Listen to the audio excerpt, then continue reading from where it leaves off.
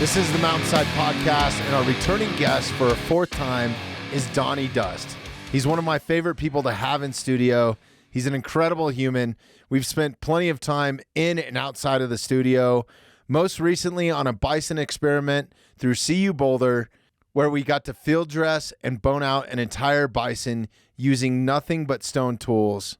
Donny is a true craftsman of his trade in flint knapping, primitive survival, and has been dubbed as the modern day caveman. This was a great conversation. We did a deep dive on that experiment, native culture, stone tools, and so much more. I hope you enjoy the listen.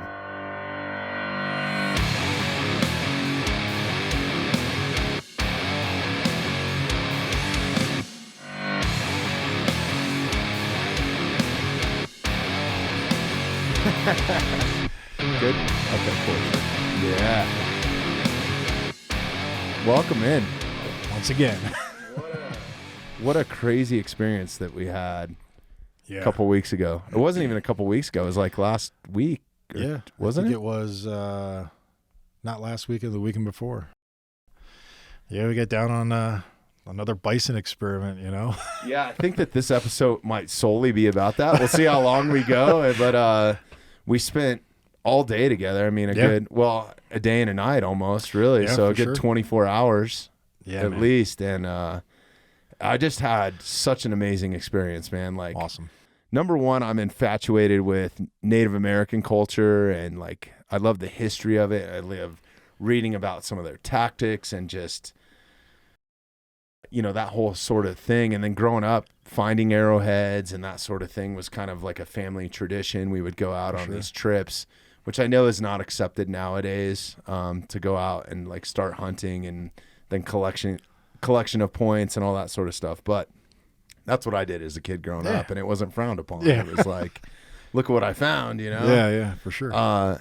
So I think that also, you know, because you start thinking about when I was out there, and what my grandfather taught me is like, think about how these guys would hunt. Where would you find cover? Mm-hmm. Where is there water?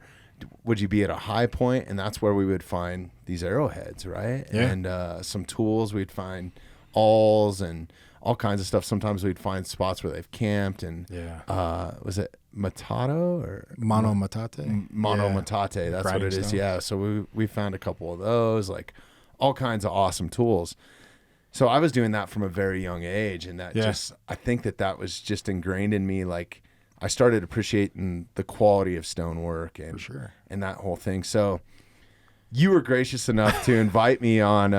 This was an experiment for CU Boulder. Yeah. This is part of Dr. Devin Pettigrew, who you're going to have on at a later date. He's done quite a bit of research and analysis into specifically the atlatl and primitive weaponry, and how ancient cultures, Paleo Indians, all throughout the Americas, really, how they could have hunted large megafauna with an atlatl. And so we've done several experiments in the past where, we've done it against, hogs and sheep, and then it's just kind of grown into bison. It's not exactly, when you think of like a megafauna, we still have them exist. You think of elephants and giraffes and things to that extent.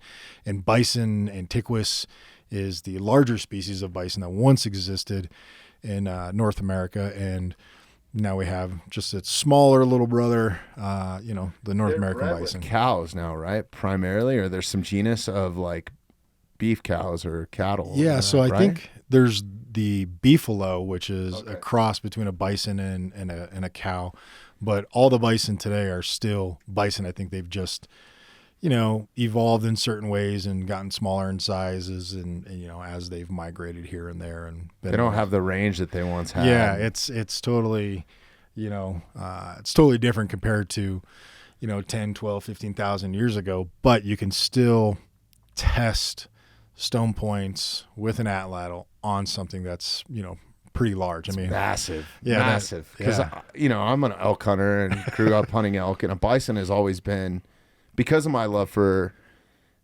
that sort of culture and how much they utilized it, and just the Wild West era, that kind of, the bison is kind of an iconic animal for me, I guess, sure. too, right? Yeah. So I'm just as infatuated with them because I'm an animal lover. As much as I love to hunt and eat meat and everything, like there's something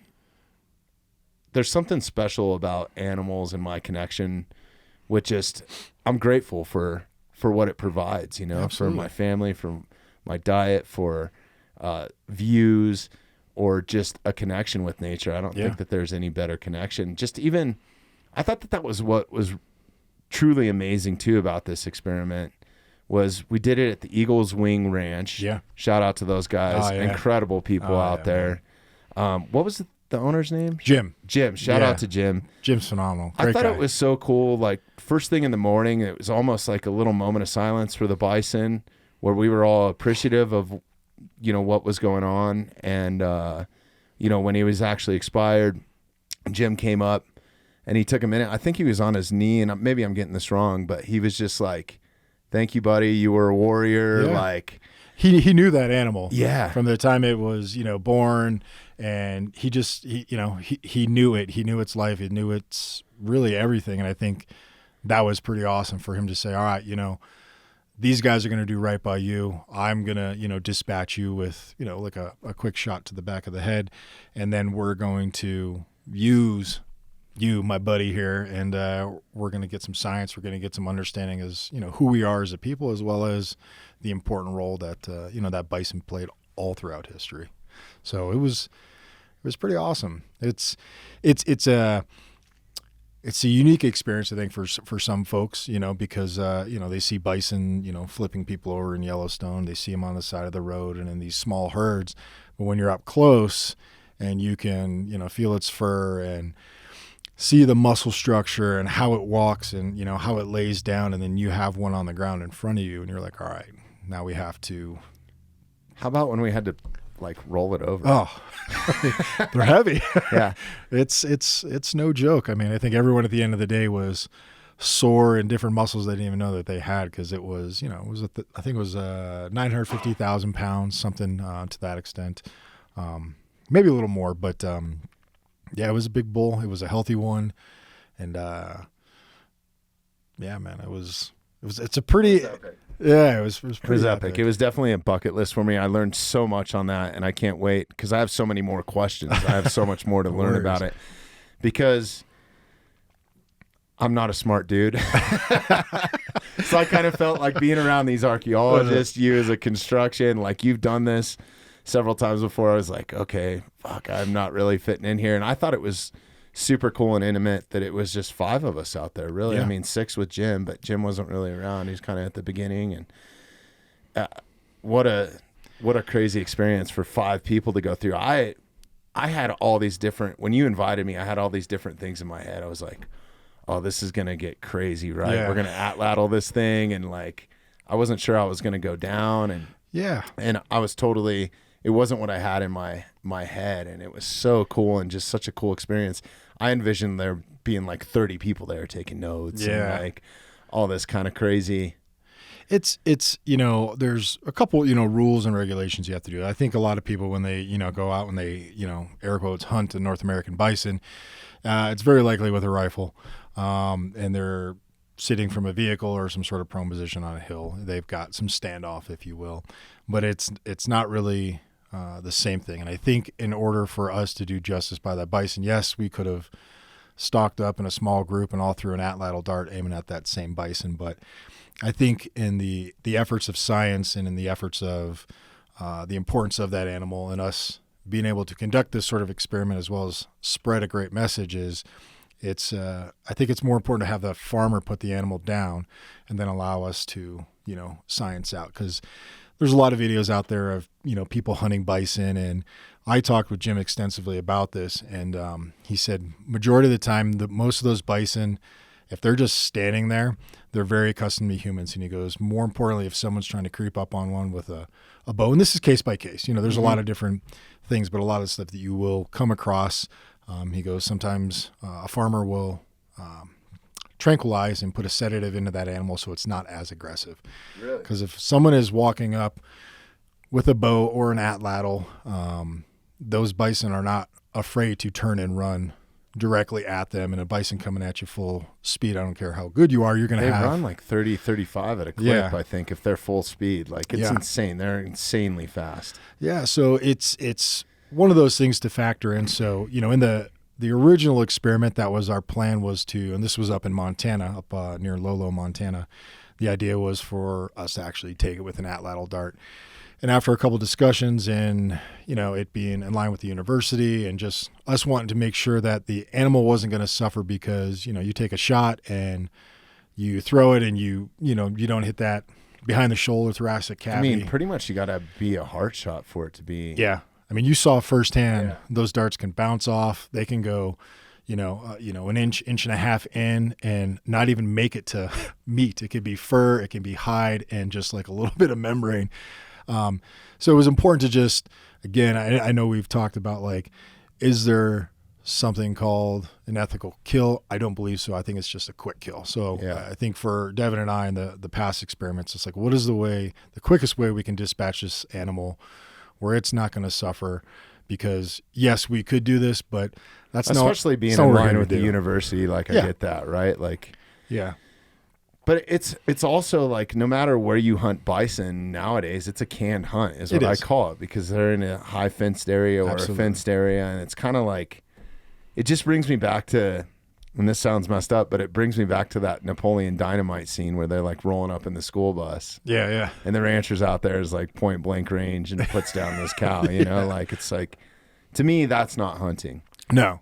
And I think this wasn't about the thrill of taking a bison with an atlatl. It was about the thrill of us being able to test stone projectiles, more importantly, butcher this animal out in a very traditional way, and really kind of, get to know this process, because you were there, you went through it, and it takes time, and the intricacies of grabbing a stone blade and starting to cut the hide off and getting inside where, all the intestines in the stomach, heart, liver, lungs are, and removing meat. Like, it is a whole different level of understanding, the second and third order effects once the animal is down. And I think that's what we're really trying to focus on, is all of those steps after, Well, to me, it's like, how far do you take it, right? Because as soon as I shared this on Instagram, of course, I had some friends reach out that are avid hunters, and they're like, can we do one of these in July? Like,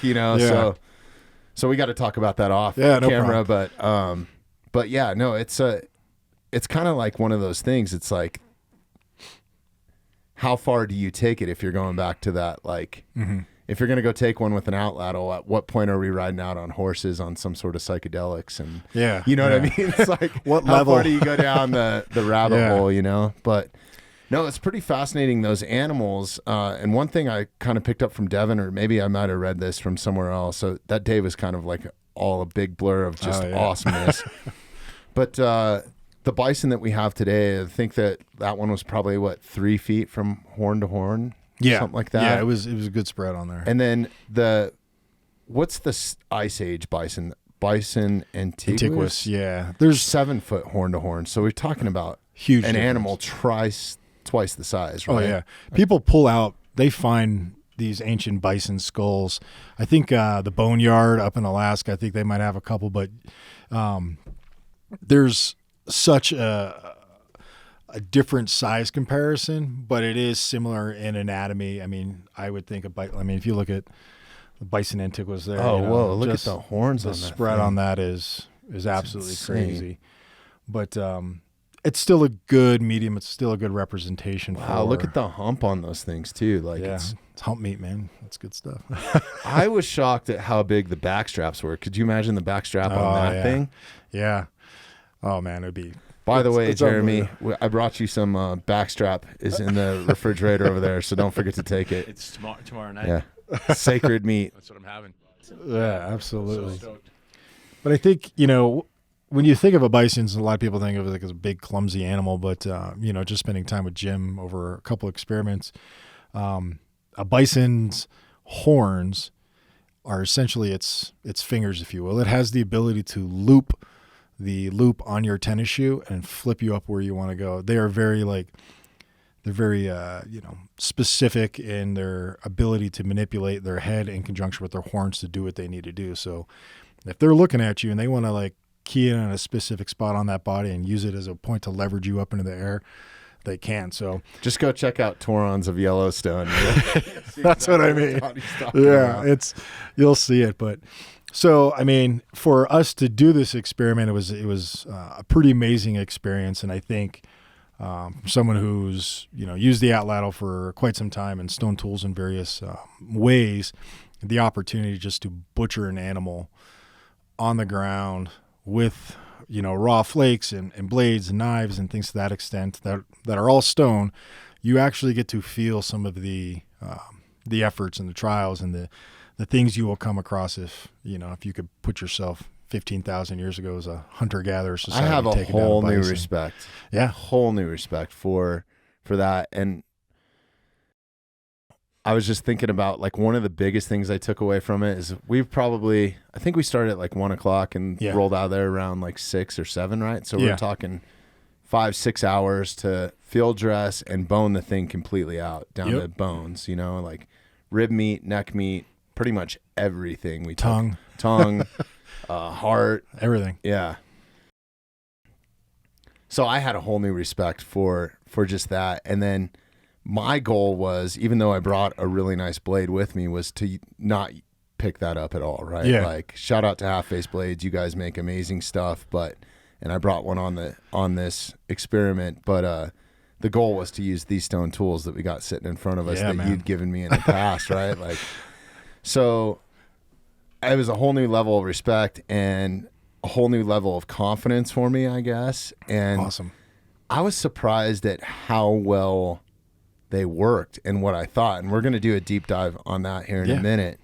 But I guess just to catch our listeners up a little bit that are diving into this now and maybe don't really know what we're talking about, what was this experiment on specifically? And I still don't know exactly. No. Like, I know it involved construction of stone tools, construction of points, different methods, different rocks or stone from different regions of the world, different types of wood. Like there was so much, right? A lot of stuff, a lot of stuff going on. And when Devin comes on, he will be able to give you the scientific version.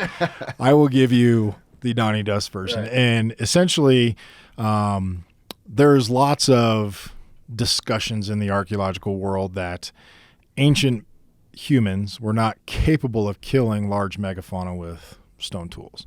So there's been previous tests done where some of those tests have taken place where I think we debunked that on this experiment. We've debunked it like I don't know how many times.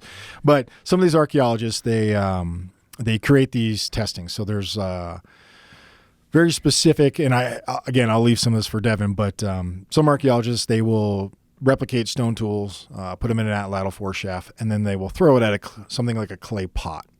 An unfired clay pot, maybe a fired clay pot, and they will use that clay pot as the medium or the bison, if you will. So they are using things that don't make sense in, I would think, in pretty much anyone's world on if I'm going to test a stone tool and its capabilities to hunt and kill an animal, why would I be using a clay pot? They're just night and day. Right. So this is kind of stemmed from Devin having access to those articles and reading those articles, being like, this is completely false, because this is his world. Like, this is his PhD. That's him. And saying, well, we can totally do this, get some animals, whether they are, purchased outright from a sheep farmer, a piece of roadkill, whatever the case may be, a bison in this case, and test those theories. And we can test those theories using atlatls, various atlatls and atlatl darts and foreshafts and stone points, hitting different areas on that bison and actually see the damage that a atlatl dart with a properly crafted stone point could actually do to the flesh. The downside of it is, the bison isn't actually hunted in that capacity, because I've seen what a stone point will do to, something like a hog. You hit a hog, it's going to run, it's going to lacerate and incise and just keep going. So this is a little bit more static, but it was controlled in a way where we were able to throw a dart, see the impact of the dart, see the damage the stone points took, and then kind of do some of the analysis. So some of the interesting things that you'll find out in this report once Devin spends quite a bit of time putting all the numbers together is a lot of archaeologists, they find broken points. They find points that are broken at the haft. They find, as I call them, swayzes, the point breaks. That's my terminology. So you find a Swayze out there, and it's, shout out Patrick Swayze. We miss you. But R.I.P., dude. Yeah, you get all these different breaks, and the question is, where do those breaks come from? How did this break like that? So when you take a atlatl with a foreshaft and you throw it into something like a bison and you create a break that's similar to a lot of the archaeological finds that they find in these different sites, you can say, we can see this exact break here at this site. We've now replicated this break here on this bison experiment. This is why this sort of break takes place. And there's tons and hundreds and thousands of different breaks that can happen when you're throwing an atlatl. Because they have all those finds or pieces. What would you call it when you find artifacts? Yeah, artifacts. And that's like the archaeological record of that specific sort of site, if you will. Okay. So a site could have, 100. So like the Folsom site. Or exactly. I forget what the other. There's bunch of them. Clovis, Folsom. Yeah. There's the Blackwater Draw. There's so many different sites out there, and those sites have complete points, and they have some broken points, and they have retouched points. Then you also have kill sites, which are an area where something was likely harvested, and they're finding broken points, stone tools, and they're trying to kind of dive deeper into what was the means of the kill as well as what was the means of the processing of the animal. What is the story, if you will, behind that site? And the best thing to use is, obviously multiple points of data from stone tools to the bone, the midden, the debutage, fire pits, anything that could be recovered, but a lot of things will degrade over time, but the stone doesn't. So they find these breaks, and when we can replicate those breaks, we can kind of understand a little bit more certainty that this particular projectile was likely hafted on an atlatl because we were able to replicate that exact break, just like the one that they found at this site over here or over there. So there's a lot of analysis. When you say hafted, from what I gather from that, just to break it down for people that are listening that maybe not. I brought some basically, examples. Okay, yeah, perfect. These are some of the ones that I use on just for hogs, various sizes and styles. But when a stone point is, hafted into something, this essentially is the foreshaft for an atlatl dart. And essentially this slides into a longer piece of cane or willow or another sort of, think of a giant arrow with fletchings, but it's 7 feet long. This slides into the front, into a little pocket. And then when this makes entry into the animal, this goes into the animal, dart comes out, foreshaft stays in.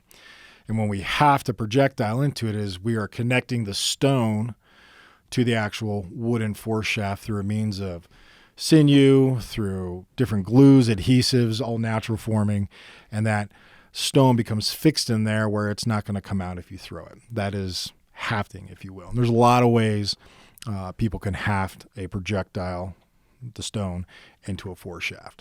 Sure. So like even this blade that we used that would be hafted, correct? Yes. This is essentially just a hafted stone blade with a handle that allows the user to wrap this around their wrist, hold on to the handle, and then cut away flesh, cut away, Which hide. You hooked Jeremy up with one of these too, didn't you? Yeah, I gave Jeremy one. That's so cool. It's been blooded. It's got some wear and tear and use on it. This is so cool, man. Right on.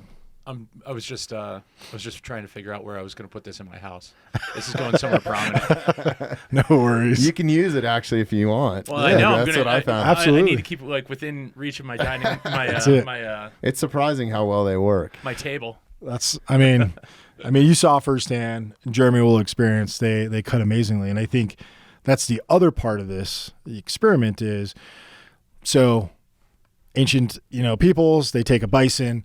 now what? They've killed it. It's on the ground. How do they go through that process of butchering That out? was so cool that we did it on the ground too. I thought, because It's a lot of work. yeah, it's a lot of work, but I wanted to do it as much as I could to replicate what these people experience for my personal stuff. Like, Absolutely. I had nothing to do with the experience. They weren't collecting any data on me except for IQ, maybe. They're like, oh yeah. but I mean, like as a hunter, all right, there's steps. There's steps involved. And I think that's the important thing is, there's a lot of archaeologists and people that don't hunt, and they can have a lot of good ideas, but it's getting those practitioners, if you will. Yeah, right away I was leaning on you because I was just like, okay, so are we going to, basically field dress this thing and gut it right away, or are we going to leave it in and do, start on that? Because there's a bunch of different ways you can go about it, right? I mean, there's countless ways. And I we'll think dive into some of the details on that. But I want to go back, to the foreshaft, because this was something that's interesting to me. I just always envisioned like arrows today, I guess my broadheads, if it's a perfectly machined arrow, like it screws in, but there's no foreshaft. Once that arrow's broken or used or something like that, there's really no foreshaft. I guess you could call the insert almost a foreshaft. Yeah, your broadhead. Yeah, something like that. But I thought this is something that I never picked up in construction, or even when I was picking up points, or I even thought of, and maybe I didn't read into it as much, but that was something that I learned. And then just the construction lengths that you guys went to when creating these stones, attaching them to the foreshaft, making them a hafted piece, and then how well they fit into the shaft with the same diameter and an actual, I think it was you or Devin that was explaining this to me, that the actual foreshaft, the hole into the shaft needs to hit like a point. It can't be, it needs to hit a dead point of wood. So it's like almost perfectly machined, but by hand, right? Exactly. They need to be flat. Yeah. Some can come to points, but we have found through 3 Bisons, now, that if they are kind of tapered out, they can drive a wedge, and they can, 1, the foreshaft can kind of get locked in there, and it takes a great deal of force to get it out. 2, it can also split your main dart, but if it's butted up, there's no real give or take of pressure. It's almost like a 50-50. And like this particular foreshaft here is different than this foreshaft here. They all go to the same dart, but this one that I have that's made out of Osage, which is really hard wood, this is actually a bulbed foreshaft. So when I slide it in, it gives a little bit of pressure. You can feel the walls of the main shaft squeezing around the bulb, and then eventually it gives. So it's kind of an arrow glass shape, or slight arrow glass. Slight, yeah. And it's different compared to this one, which tapers out to this base. But in my main shaft, there's a lot of shafts going on. This is the shaft cast. This is a shaft cast. Just talking about shafts. Shafts. But in this shaft, like the inside of my main shaft mirrors this exact foreshaft kind of. They're like 2 puzzle pieces fitting together, so there's no give or take. And when it receives any sort of force from a bone or a deep dive into the flesh, it's not going to force it to split it. There's so open. much energy behind these things. The kinetic unbelievable. energy. The kinetic energy is unreal. Devin and I have done some external experiments to this where we have tested, the downrange velocity and the kinetic energy based off the velocity and the distance. And again, that's sciencey. All I know is that when I throw an atlatl dart, he gets super excited because it's enough kinetic energy that could replicate a kill to kill something like, an elephant or some, mammoth or mastodon, based off of some previous experiments that were done in the 70s with a couple of the researchers down in Africa. So it's exciting to be part of that research. And more importantly, like, I learned so much about the science behind it. I learned so much that day, man. Every time. time. So cool. Every time. It was unbelievable. Thank you so much for inviting me, man. Like, I'm still on a high about it, man. It was so weird. And like, I went right back to a city experience. Like, I had to fly to Chicago. So it's culture shock. I flew from Chicago, packed my gear, charged some batteries real quick for some cameras and stuff, and got up at like 4 a.m. to go meet you at the ranch. So I think I met you at like 8 o'clock or something. Yeah. So it was about a 3.5 hour drive. Yeah. And then we started basically as soon as we pulled into the ranch and went till about 7 or 8 o'clock at night, and then had an amazing campfire, just hang out. Yeah. Some fresh bison meat. Oh, the best, right? Unbelievable. A little bit of tequila mixed in there for me, and then slept like a baby and had to get up and come right back here. Yeah, man. And then my wife was about to kill me because I turned our kitchen island into a butcher station, basically. Yeah. But they were all happy when they were eating it, Heck you know? yeah. So, like, I think we had tenderloin. We had the tenderloin that first night. I was like, Heck yeah. it's so cool to share that with your family, you know, too. Like, I love sharing. Like, I get just as much gratitude or appreciation for the process and everything, eating it myself or preparing it myself, or giving it away. So like giving some to Jeremy and letting him experience it, or somebody else that's helped me out along the way, you know? Sure, so, man. Well, no, I appreciate you coming out, because I know I was like, all right, you're going to send him this text. One, he's going to be on board. I have no doubt. The only thing is I wasn't sure if you were traveling, if you were out and about. And as soon as I sent the text. Oh, I made it work. Yeah. And that was the best part. You're like, I got to do this damn show. Right. Going down this. We're going to have to bleep that out. I can't say her name. NDA stuff. But all right, yeah. my bad. No, it's all good. He was doing some stuff with some mega stars, and he was like, but I think I can make it work. And I was like, of course you can. He wants to go play in the blood and, butcher something out. That's what you do. What was really awesome was explaining that to the people that I work with, because some of these people live in inner city. Some people get it because they live in like northern Montana and stuff like that. Like shout out to all my crew and them stepping up to the plate so I could step away and come hang with you. Awesome. They're like, you're gonna go do what? You're gonna what? Like, what are you psycho? Yeah. So I got a new nickname out there, which is kind of funny. What is it? Coming back from that. So over the radio, I had to go straight into a loadout to get a bunch of gear, like loading semis and all that sort of stuff. And I'm kind of the glue that's kind of holding a lot of that together. So that these guys are leaning on me for like, okay, we're going to take this down first, and then that'll go in the truck next. Like, that's kind of my role out there in these large productions. So all I heard on the radio, like I get a lot of radio calls during the day. Like it's pretty constant. Like I'm on a mic, and instead of Marshall, which everybody, because we got a few different Bobbies out there or whatever, or BM or something like that is normally the call sign for me, but it was just Primal. Hey, Primal. Oh, that's awesome. Where are we going next? You know, that sort of awesome. thing. So it was kind of funny, but man, did I feel fucking Primal coming off of that too. Like that was such a connection. It was just so awesome. Like to go through that whole process. Like I have a whole new appreciation. I tell you what, if I get an elk down this year, cutting it up with my half-face blade is going to be no problem. So those 2 hours where I think I'm really slaving away, like it is nothing to compare to the 7 hours that we did with Stone and something as large as a bison. And 4 or 5 people working on it. You know, in and out, dragging meat, removing this, removing that. And boning it out. I mean, that's a whole nother thing. It's one thing if you're just going to quarter it and put it in coolers or something like that, but to actually bone it out, and it's a lot of work. Yeah, it was incredible. It's so a lot of work. So I totally lost train of thought. But anyways, I was talking about just the process. So then I turned around and went right back to Chicago for this loadout where I got the nickname. But I had cooked some backstrap on the Traeger the night before, and I put it in a little glass dish and wrapped it all up and smuggled it through TSA. They were like, what is this? And when they found out what it was, they were like, can I have some? I was like, no. Of course, man. And then I took it and we heated it up at the gig, so everybody had a little taste. Like blown away, right? Yeah, man. So it was pretty cool to like. I felt kind of in a modern era, like a hunter-gatherer, like bringing like and sharing that with people and stuff. So the amount of gratitude that I get from sharing it, and not only enjoying it myself, but for my family, like that, it's so valuable, man. That's what it's about. Thank you to you, man. Oh man, my pleasure. Your generosity and your friendship, none of that would have been possible without you, and that's why I have at least 100 pounds plus of meat in my freezer right now.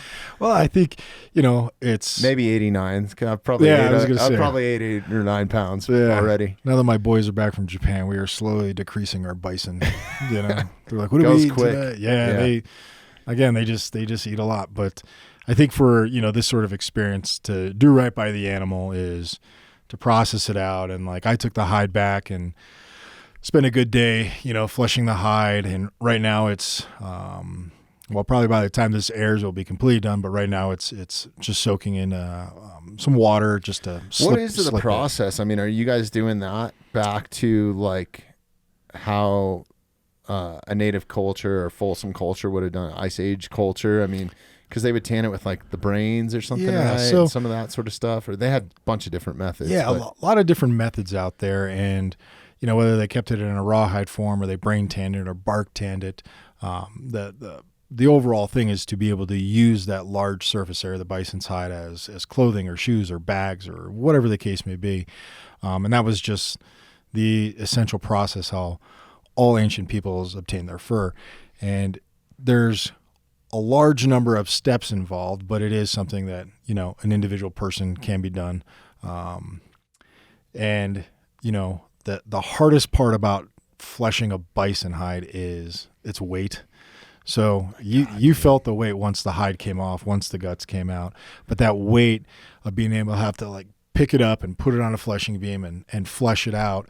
And it's so thick, man. Super it's heavy. Unbelievably thick. And like, to get into some details, when you're skinning an animal, you kind of pull on the skin, and like on a deer or something, you can literally like pull the sinew. You can knuckle it. There's a layer of membrane between the skin and the actual muscle, right? Yeah. Sinew? Well, there's different types, but there's like a, what is it? It's kind of like a membrane. It's almost like a glue or something, right? That holds the skin to muscle.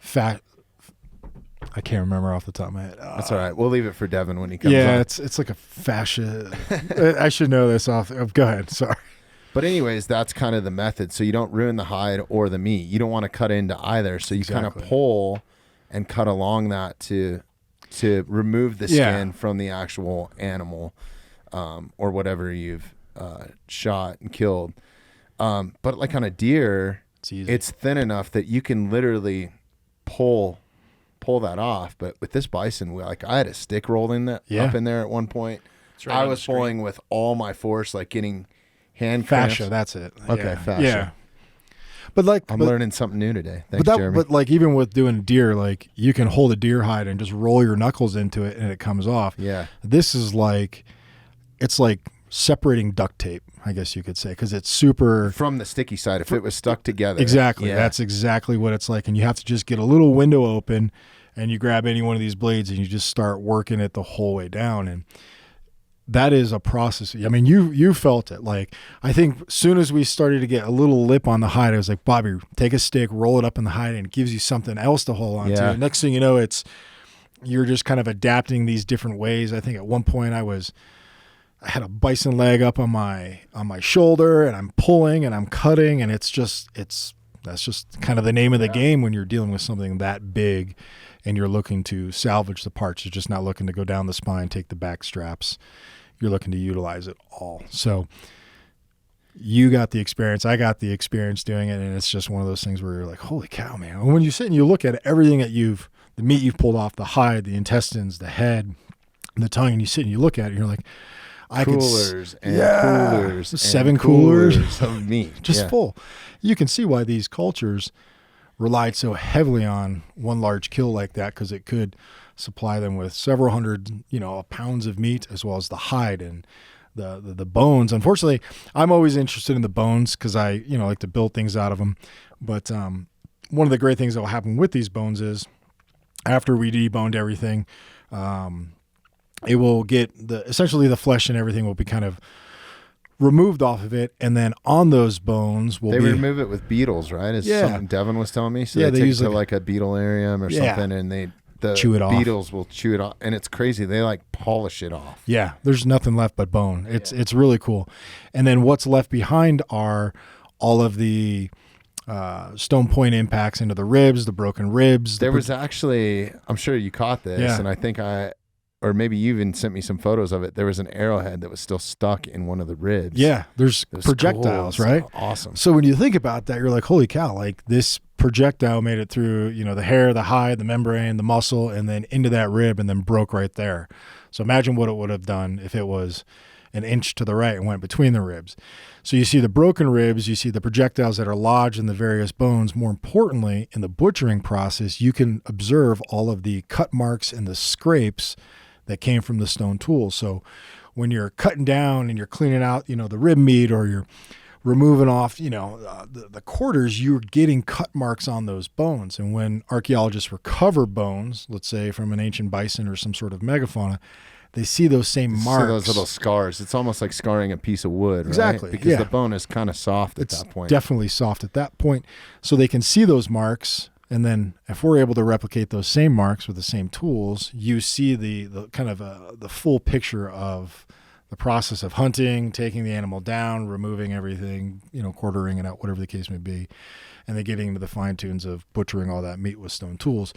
You really can replicate the past and then get a better understanding of it. Plus all of the throws that we did into the animal to really see certain projectiles and certain hafting methods and certain throwers and certain atlatls, what they can do. Well, even to go a little bit deeper into that, and one thing I want to spend a little bit of time on is not only was this just like, I think people just envision like, oh, it's a rock attached to a stick that's shaped, right? There's way more science that went even deeper on this, right? So some of it was the material. So some of it was like some choke cherry willows that they used, right? And kind of going back, and I'm sorry, different stone from different regions. So you had like Georgetown, you had some obsidian, pedernales, dacite. And before we go into a big shout out to, there were so many nappers that made a lot of points, because having done a couple of these in the past, I get swamped with making a lot of points. And one of the great things for a lot of flint nappers out there is to actually make their points and then see them used, whether it's in hunting or, I always say, it's great to make them, but it's horrible sometimes to just stick them up on a shelf and never see them. So knowing that you guys are going to use yours and you've used yours already, Bobby, it's awesome. Not much more special. Like people come in here, the first thing that they do is pick these things up, and they're like, "Oh my God, this is awesome. Where did this come from?" And then it gives me an opportunity to tell them about you. And some people already know. They're like, "Oh, really? That's fucking awesome," Or, exactly. I follow that guy on TikTok or whatever it is. But beyond that, for me, it was like, okay, I have all these tools here, and talking to you, this is your 4th or 5th time on the podcast, I think. I think so, yeah. Yeah, one episode completely lost, just for me and Donny. The lost episodes. Yeah, you'll never know. But anyways, like, for me, it was like, when you invited me on this one, I was like, this is something that I can't pass up this opportunity. Yeah, That's man. why I went through all those great lengths to leave the show. And I appreciate that. I appreciate the invite. But then I was like, dude, hey, he called me so stoked. You're like at the airport. You're like, dude, guess what I'm fucking doing? Oh, that's cool. It was insane. Yeah. So then I was like, okay, I think I called you, on my way out. I was like, okay, what do you want me to bring? And I was like, can I bring the stone tools from the studio?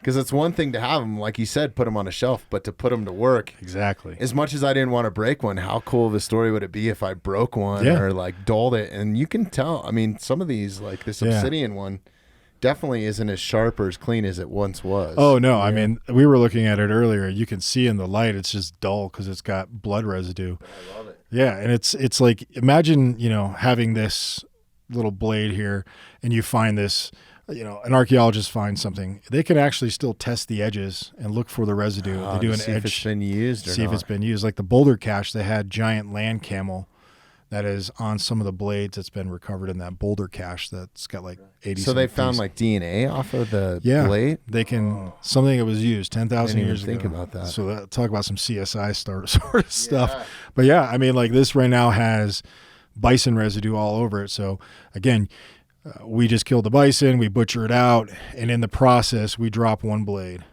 And that blade stays there. This one blade. I was worried. I almost thought I lost that one, and it ended up being underneath the bison at one point, just because you're so busy. And it's like, you're also working against time, right? Like we had the perfect weather. It was the perfect day, so we weren't like super rushed, but if it would have been 80-degree weather, it would have been a different story for us. We would have been totally rushed. Different story.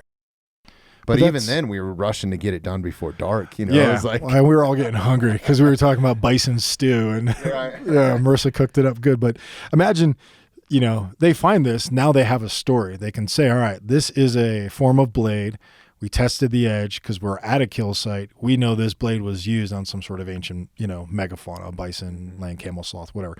But that in itself is so revealing based off of this one tool right here. You know what I mean? Just what it holds and what it provides. If it's dull, because I mean, you can find razor sharp points. They can be 10,000 years old, 5,000 years old, or 1,200 years old, but they will still hold that edge. So that's all crazy. of these tools are now, I always call them blooded, if you will. Like they've been blooded, and just like these guys, these are those back flakes, just a couple that you needed to add to your collection. But this is something that, that's so cool. yeah, John Whitaker, the other archaeologist who was there, he came up and we were chatting prior to your arrival and even Devin's arrival.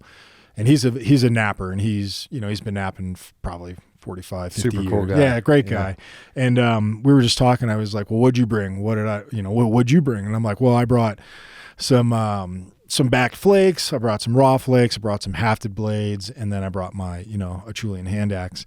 And he's like, I brought the same thing. So just without even coordinating, just knowing the task you're going to be doing, we were like, all right, this is what I'm going to make. And the reason why, this sort of blade is great. I wish I would have brought those, and I'm going to dive into that here in a minute. Yeah, but these are 360 degrees of cutting. So as you can cut flesh, you can also cut your fingers, and it kind of bites into the hand. My hands were chewed up. This sort of blade is backed by the cortex, which means I got a little bit of protection. So it's an evolution of process. So imagine finding this, finding these, and finding that stone blade at a kill site where there's some remnants of bones. You can see the tool set that they would need to fully process anything. And then for me, that's what I find completely fascinating. Devin's trying to convince me to get an archaeology degree in ancient stone tool butchering techniques. And I'm like, why? Yeah. I can just do it with you and I don't have to write any papers. But it's that sort of thing that you could find and, come across where it's just so telling of our real capabilities as a human species. Yeah, no, that was one of the things I took away from this was what I envisioned I would use, right? Like, so when I came in here, I just grabbed all the pieces that you had actually napped for me. I didn't take any of these flakes. Mm-hmm. And, being hunting arrowheads as a kid, we would find flakes like this all the time. And you could always see, my grandfather would tell me, like, hey, if it has a flat surface on one end, it's basically been hit by somebody to make some sort of something. So somebody thousands of years ago actually did touch this piece of stone, although it might not be an arrowhead. It still could have been used as a tool, as a knife or whatever. Right? That's called the bulbar percussion. That means it has taken a force that can only really be produced by human hands through a hard hammer percussion, a hammerstone, or a soft billet, something like a moose antler, where it's just a small portion of the moose, and it hits. And anytime it hits, it creates this bulb, and that's called the bulbar percussion. And then when you look at the flake itself, there's the dorsal side of the flake. That's the side that has pre-existing flake scars and cortex and all sorts of stuff. And then it has a ventral side, and the ventral side is the smooth side. And from those two sides, from the bulbar percussion, you have a proximal end, which is the end closest to you, and the distal end is the end that tapers out. So if you find a flake and it has a bulb, a dorsal, ventral, proximal, and distal ends, you know that is a flake that at some point in time, another human being has held a rock and popped this flake off. And they either left it on the side because they're like, I'm going somewhere else with the spall, or I'm going to put that in my toolkit because I'm going on a bison hunt later and I'm going to use this to butcher it out. Yeah, that's amazing. Simplest tool. And, I found myself early on too. I mean, not even an hour into us getting into the field dressing part, I instantly grabbed my shiniest, like the tools that I thought would work the best. Did not. Right. So I grabbed one of these like knives or spear points. I think I might have started with this one. Yeah, I got you on video cutting into the rear leg with and that. I instantly found out, because this has got a sharp and serration on both points, I think I asked you like about maybe 5 or 6 cuts in. I said, "Hey, do you have a little piece of buckskin that I can wrap?" Which is here around this, because not only all the force that you're using, you're also that force is going into your hand. Yeah. And the bison hide is much thicker than the skin on your palm, right? Like, I mean, I have some calluses, but not in the right spots. Yeah. And I would imagine, eventually you would have different, but I still have little nicks and stuff from that day. There was definitely some peroxiding of the hands when I got back. But, so yeah, instantly I grabbed this, and this worked great for a while. But then I think I was going through a tougher part of the hide or something at some point, and I was like, damn, I need something different. And you handed, I don't think I have it here. I think it actually became part of the research. I think it went with Devin.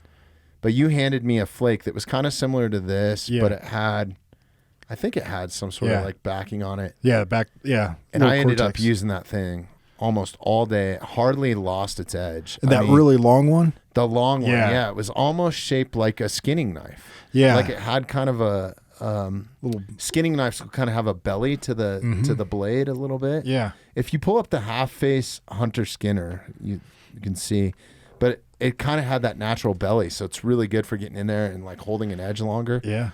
But I use that thing. I know the one you're talking about because I think you started with it. Yeah, right? And like that's the coolest thing about it is like I didn't use it. It did not feel right in my hands. It's a nice elongated blade. I pulled it off a Blade Core and a couple of these other ones. But it was like this. I'm not feeling this one. Set it off to the side. It went into your hands, and it turned into your tool of the day. Like this little guy right here turned into. I felt like my tool of the day because I was able to wrap it around my wrist and get in there and do a lot of. I used that for a little bit too. You handed that off to me too. But it's that transfer of the tools, and what you're doing is I always call it you're getting the real ground truth as you're holding a blade in your hand. And I've heard many nappers and people say, oh, you could definitely skin out, There's the hunter skinner. Yeah. So like that belly, right? Yep. That's perfect for dressing an animal. The perfect shape, because as you're grabbing back by the handle, that blade is sticking lower than your hand, and it gives you a little bit more force to contact into the blade. Plus, you don't have a tip getting into the flesh or the skin, right? You're using the belly. Just the belly of the blade. Yeah, sorry, I didn't mean to interrupt you. So yeah, go back to ground truth, because this is super important. But that's what you have now. So people will say, a lot of collectors out there will be like, oh yeah, this was definitely used in the butchering process. Well, it can be, but what is the truth behind it is it's very likely that it's not. You look at those blades that we use, they're all dull. There's probably very few retouches, especially on these little simple flakes like this. But it's like having held one of these in your hands for an hour, 2 hours, 3 hours, 4 hours, and you're taking apart an animal, like this is not the most optimal. This is great for getting the hide opening up like a razor blade, like those first cuts. But I have footage of you in there holding this guy, I think even the obsidian one with that. Yeah, that was the heart. Yeah. Extraction tool right there. Yeah. Because I love this point. I have a fascination with obsidian, but also I found this thing is so sharp you could cut the shit out of yourself with one of these, right? And this was your adaptation. Yeah. This one piece of leather, and before you know it, you had your system down. What worked, how it fell right in your hand, how did you wrap this around the base of that blade? Like you figured that out. You were obtaining the purest form of ground truth while you were taking apart that bison, because you were using blades, you were using back blades, and next thing you know, you're like, all right, I found my tool. I can get everything I need to get done with this. I'm still going to change here and there, but like, well, to the point where this is more of like scalpel sharp, right? So if you want to get into like blade sharp, then scalpel, like this is more of a surgical tool. So when you're going into something that's like a soft tissue, like long membrane, this was awesome. Yeah, man.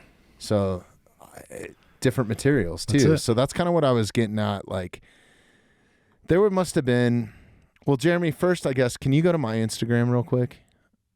So there's one photo that you took or somebody took of me there, and I posted it on the Instagram. It's Bobby F. Marshall. If you go to it, go to the search. Yeah. But there's one point of me like pulling the hide back, going through the, what did we call that? The fascia. Fascia. Through the fascia. Fascism. That way I'll remember it. There we go. And it looks like I'm holding a blade. When I Yeah. looked at that photo, I was like, that is such an awesome photo, by the way. Here's some photos of some of the tools. That's that bellied one up in that, right next to that big. Yeah, right there. That's the one I used all day. That one's money, primarily, yeah. So cool. Go to the next one, Jeremy. So right there, that looks like you're holding a knot. I mean, Without a doubt. if you didn't zoom in on that, you wouldn't know that that was a piece of stone. No. And I never realized it until I looked at that photo because I was just so engulfed in the process and I'm using this stone. But that looks just like a blade. Any blade, man. It's pretty amazing. It's wild. It's super. I love it. I mean, and I've been, a long time user of stone blades just for this purpose. It might take a little bit more time, but there's kind of an enjoyment and a connection and a respect, and it's totally different, man. It is a totally different connection, right? Because it's one thing to, I saw like, I always have a connect. Oh, there's some of the tenderloin there. That's when I was like, I need to get a Traeger, man. That was the family. Yeah, Traeger, if you're listening to this, Donnie needs a grill. 350 pounds of bison meat I need to. That cutting board that I have is awesome too. It's the first time I used it. Okay. It's made from a fallen firefighter from 9/11. Oh, no kidding. And it was his design, I think, prior to right on. the tragedy of that, and his family's carried it on. But it's badass. It's got these little drain pockets, and then there's a little tray at the bottom of it. Okay. What is it called? God, we got to give them a shout out. Super cool family. Look up firefighter cutting board, Jeremy, just so I can give them some props. But anyways, that's a badass cutting board. What I was getting at with that. Oh, so the tenderloin was fucking amazing. Cutboard Pro. Cutboard Pro. All right. Yeah. Awesome piece. I think I saw that on Shark Tank. Yeah, it was on Shark Tank or one of those. Okay. Love that shit. I'm going to grab one of those. But getting into that, just like the connection, like I felt so much more, like I'm super connected to half-face blades because I know the maker, I know where it originated. I've seen it from the infancy of its start and what it's turned into now. And I love those tools. I love the way that they work. I've field dressed so many animals with them. It's like my go-to. That's what's in my pack. And part of it is because of the connection that I have. Yeah. And I love being an end user of those, right? Because a lot of people buy his blades, and I think it's the same sort of thing as these. They just end up going on the shelf because they're so beautiful, right? I mean, like when you get into some of the handles that I have made of like burl wood and rosin mix and like just all this sort of stuff, it's like you kind of don't want to. My biggest fear is losing one. Right? Yeah.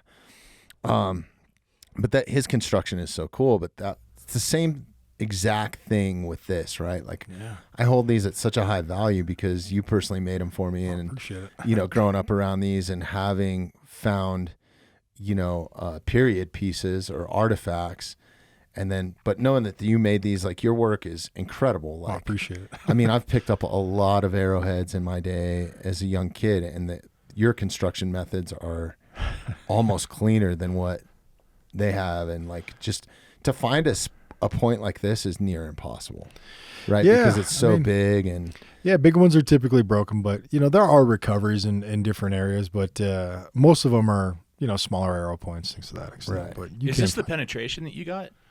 Oh yeah, I mean that was completely in the Bison. Yeah, I mean we had several shots that were 4 to 800 centimeters. So if I was good at math, it could be like probably 1.5 to 2 feet. Yeah. Wow. They go deep, and that's, I would say some of that is definitely a little bit of condensed coagulated blood as the animals sit. But I mean, if you drop one behind the shoulder, I mean, you're right in the vitals. Yeah, you're in the vitals. It's that when you get a little bit lower shot, a lot of that blood pulls up, but in that case, that was definitely a kill. Yeah.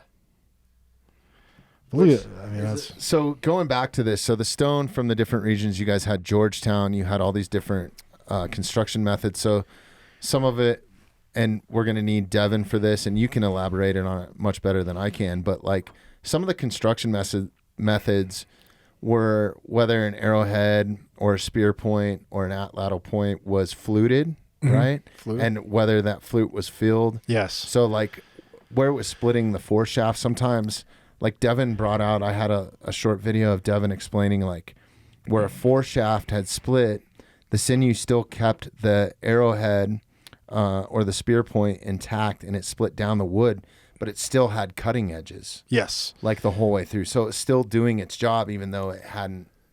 Yeah. Right. Essentially, the foreshaft failed because it had cracked, if you will, and kind of run a split, but it was still held in the actual front of the blade where it was being pinched in that haft. So some projectiles, and I don't think we have any. I can get you some. I can get you some Clovis and Dude, some you've given me so much. You don't need to bring me anything. We'll build this up. Yeah. But essentially there's a flute. And if you pull up like, Clovis points, just real quick, a photo of it, it's real easy to see what a flute is. And a flute is essentially a channel. Let's see.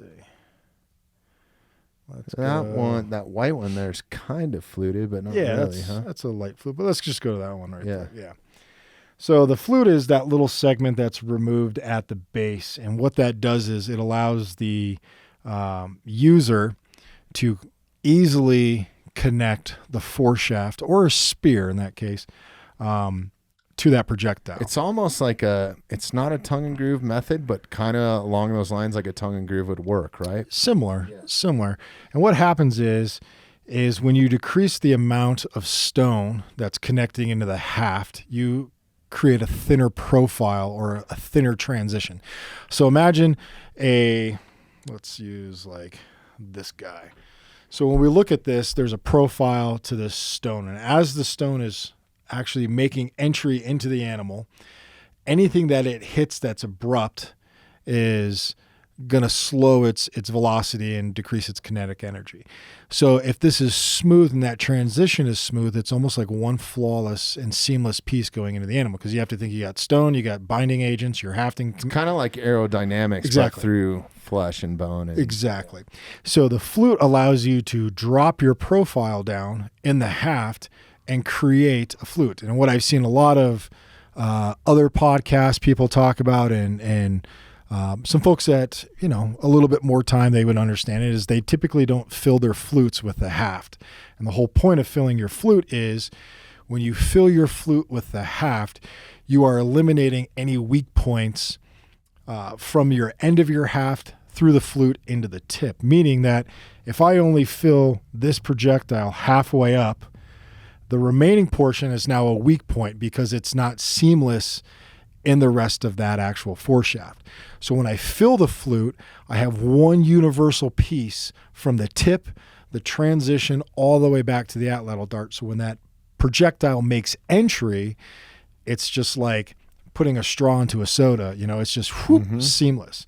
And the cutting edge is the tip all the way around to the sides. Just like this cutting edge is the tip all the way to the sides, but since I have a basal haft with sinew here, I lose a little cutting edge. It's slows it down a little bit. It could slow it down a little bit. So there's all different styles. Now you guys used a glue method on a lot of them, right? I noticed. Which this is. Can you explain this glue that you make? Yeah. So this is pine pitch glue. Essentially, it's pine resin, a little bit of charcoal, and this is something that they definitely would have used absolutely back then, right? Yeah, there's a lot of natural glues and adhesives out there, resin-based glues, gums. There's different styles of glues, but this is you can hear how hard it is, but when I apply heat to it, it will soften up and will allow me to connect a projectile to a foreshaft. And it's so strong. I mean, I think that's how this blade is hafted to. Yeah, that's to this, right? Is it's glued in there with the pine pitch glue? Is pine pitch glue, yeah, pine resin. So essentially, I dig out a little recess in the handle, I pour a bunch of pine pitch in there, and just stick that projectile in there, kind of tamp it all the way around, make sure it's all filled. And how deep is that recess? So for that little guy, I think it's probably like 1/4 of an inch. It's not that deep. It? Yeah, they're not deep. On that bigger one, it's probably about a 1/2 inch. Just you go really based on the size of the blade. So strong though. I mean, we use this on the rib meat everywhere. This was used all the last half of the day for sure. Absolutely. which is cool. I'm just now seeing this wearing on it right there. It's pretty badass. But to attest to how tough that pine pitch glue is, it's amazing. And it's a mixture of basically pine sap, moose poop, some ash or something. So it's the wood char, so that the black stuff that comes off. And then a lot of my mixtures, based on what I'm doing, like when I'm seating anything in a handle, I'll add a little bit of wax, a little bit of beeswax, and then I always have bone dust. I grind a lot of bones, and I'll sprinkle a little in there. Donny Dust. That's what I do. Yeah. So there's different mixtures, but I know that combination right there is super great for knives. And I believe when Devin was... we didn't have any of those break that day. No. I mean, with stone broke. Stone will break. Was strong enough to hold up to. I didn't see any. I wasn't there. No. For every extraction of point, but it seemed like those held up pretty good, even to the point where Devin was grabbing some of your hafted force shafts to use for butchering. Man, that's like the worst. I don't even want to talk about it. I will not give that idea or concept any recognition. Okay. Let's just not talk about it. No, but I mean, it's when you think about it, if you've had cultures that have existed and their ability to understand the landscape and the flora and the fauna and how they all work together, they're going to create a resource like a pine glue or a gum glue or something to that extent that's going to be super strong. And when they want them to break, they'll craft them in a way where they're going to be of lower quality so they can break, meaning that they want the projectile to stay in there, or they need a breakaway system for a harpoon if they're doing some form of hunting. But in a blade, something like this, I want it to stay in there for as super long as possible. But the coolest part is once this blade wears down, all I have to do is hold it up over some heat, and I can probably get this blade out, make another one, put it right back in. That's so awesome. Yeah, no, it's incredible.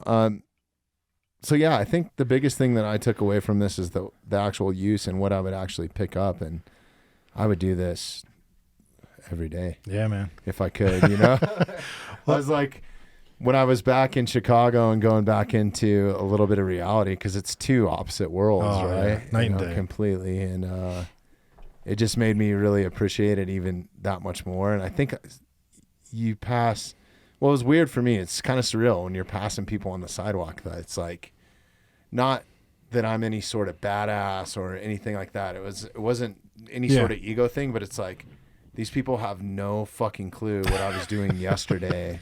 And I had blood up to my elbows and fucking bile on my feet. And just, I think the only thing I might have done different that day is done it barefoot. Yeah. I've been there. Yeah. It gets real slippery. Yeah, I bet. But yeah, no, this is just an incredible experience. And I just think that people are missing that connection. I mean, it was such an experience beyond even hunting for me, like to be able to use primitive tools and an appreciation for that culture and those people even more, and the craftsmanship, you as a craftsman, all the other nappers that made those points, and the appreciation for Devin putting the science behind it, because I learned so much that day. Believe it or not, I retained a lot of information and learned a ton just about how these worked. I thought it was super impressive, all the different construction methods from different time periods. And then, seeing some of those slate points, I think that was another thing that I took away from it, was how effective your longbow was. Oh, right on. And how much penetration was in it. Yeah, and I think that you could ethically and easily make an animal expire very quick with some of those methods. Like that slate, the energy behind that arrow. Have you tested your longbow? For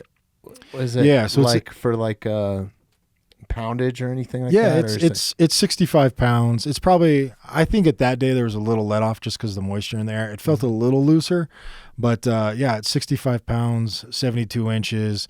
And the arrows Devin made, so he came over to my place and we test fired some arrows.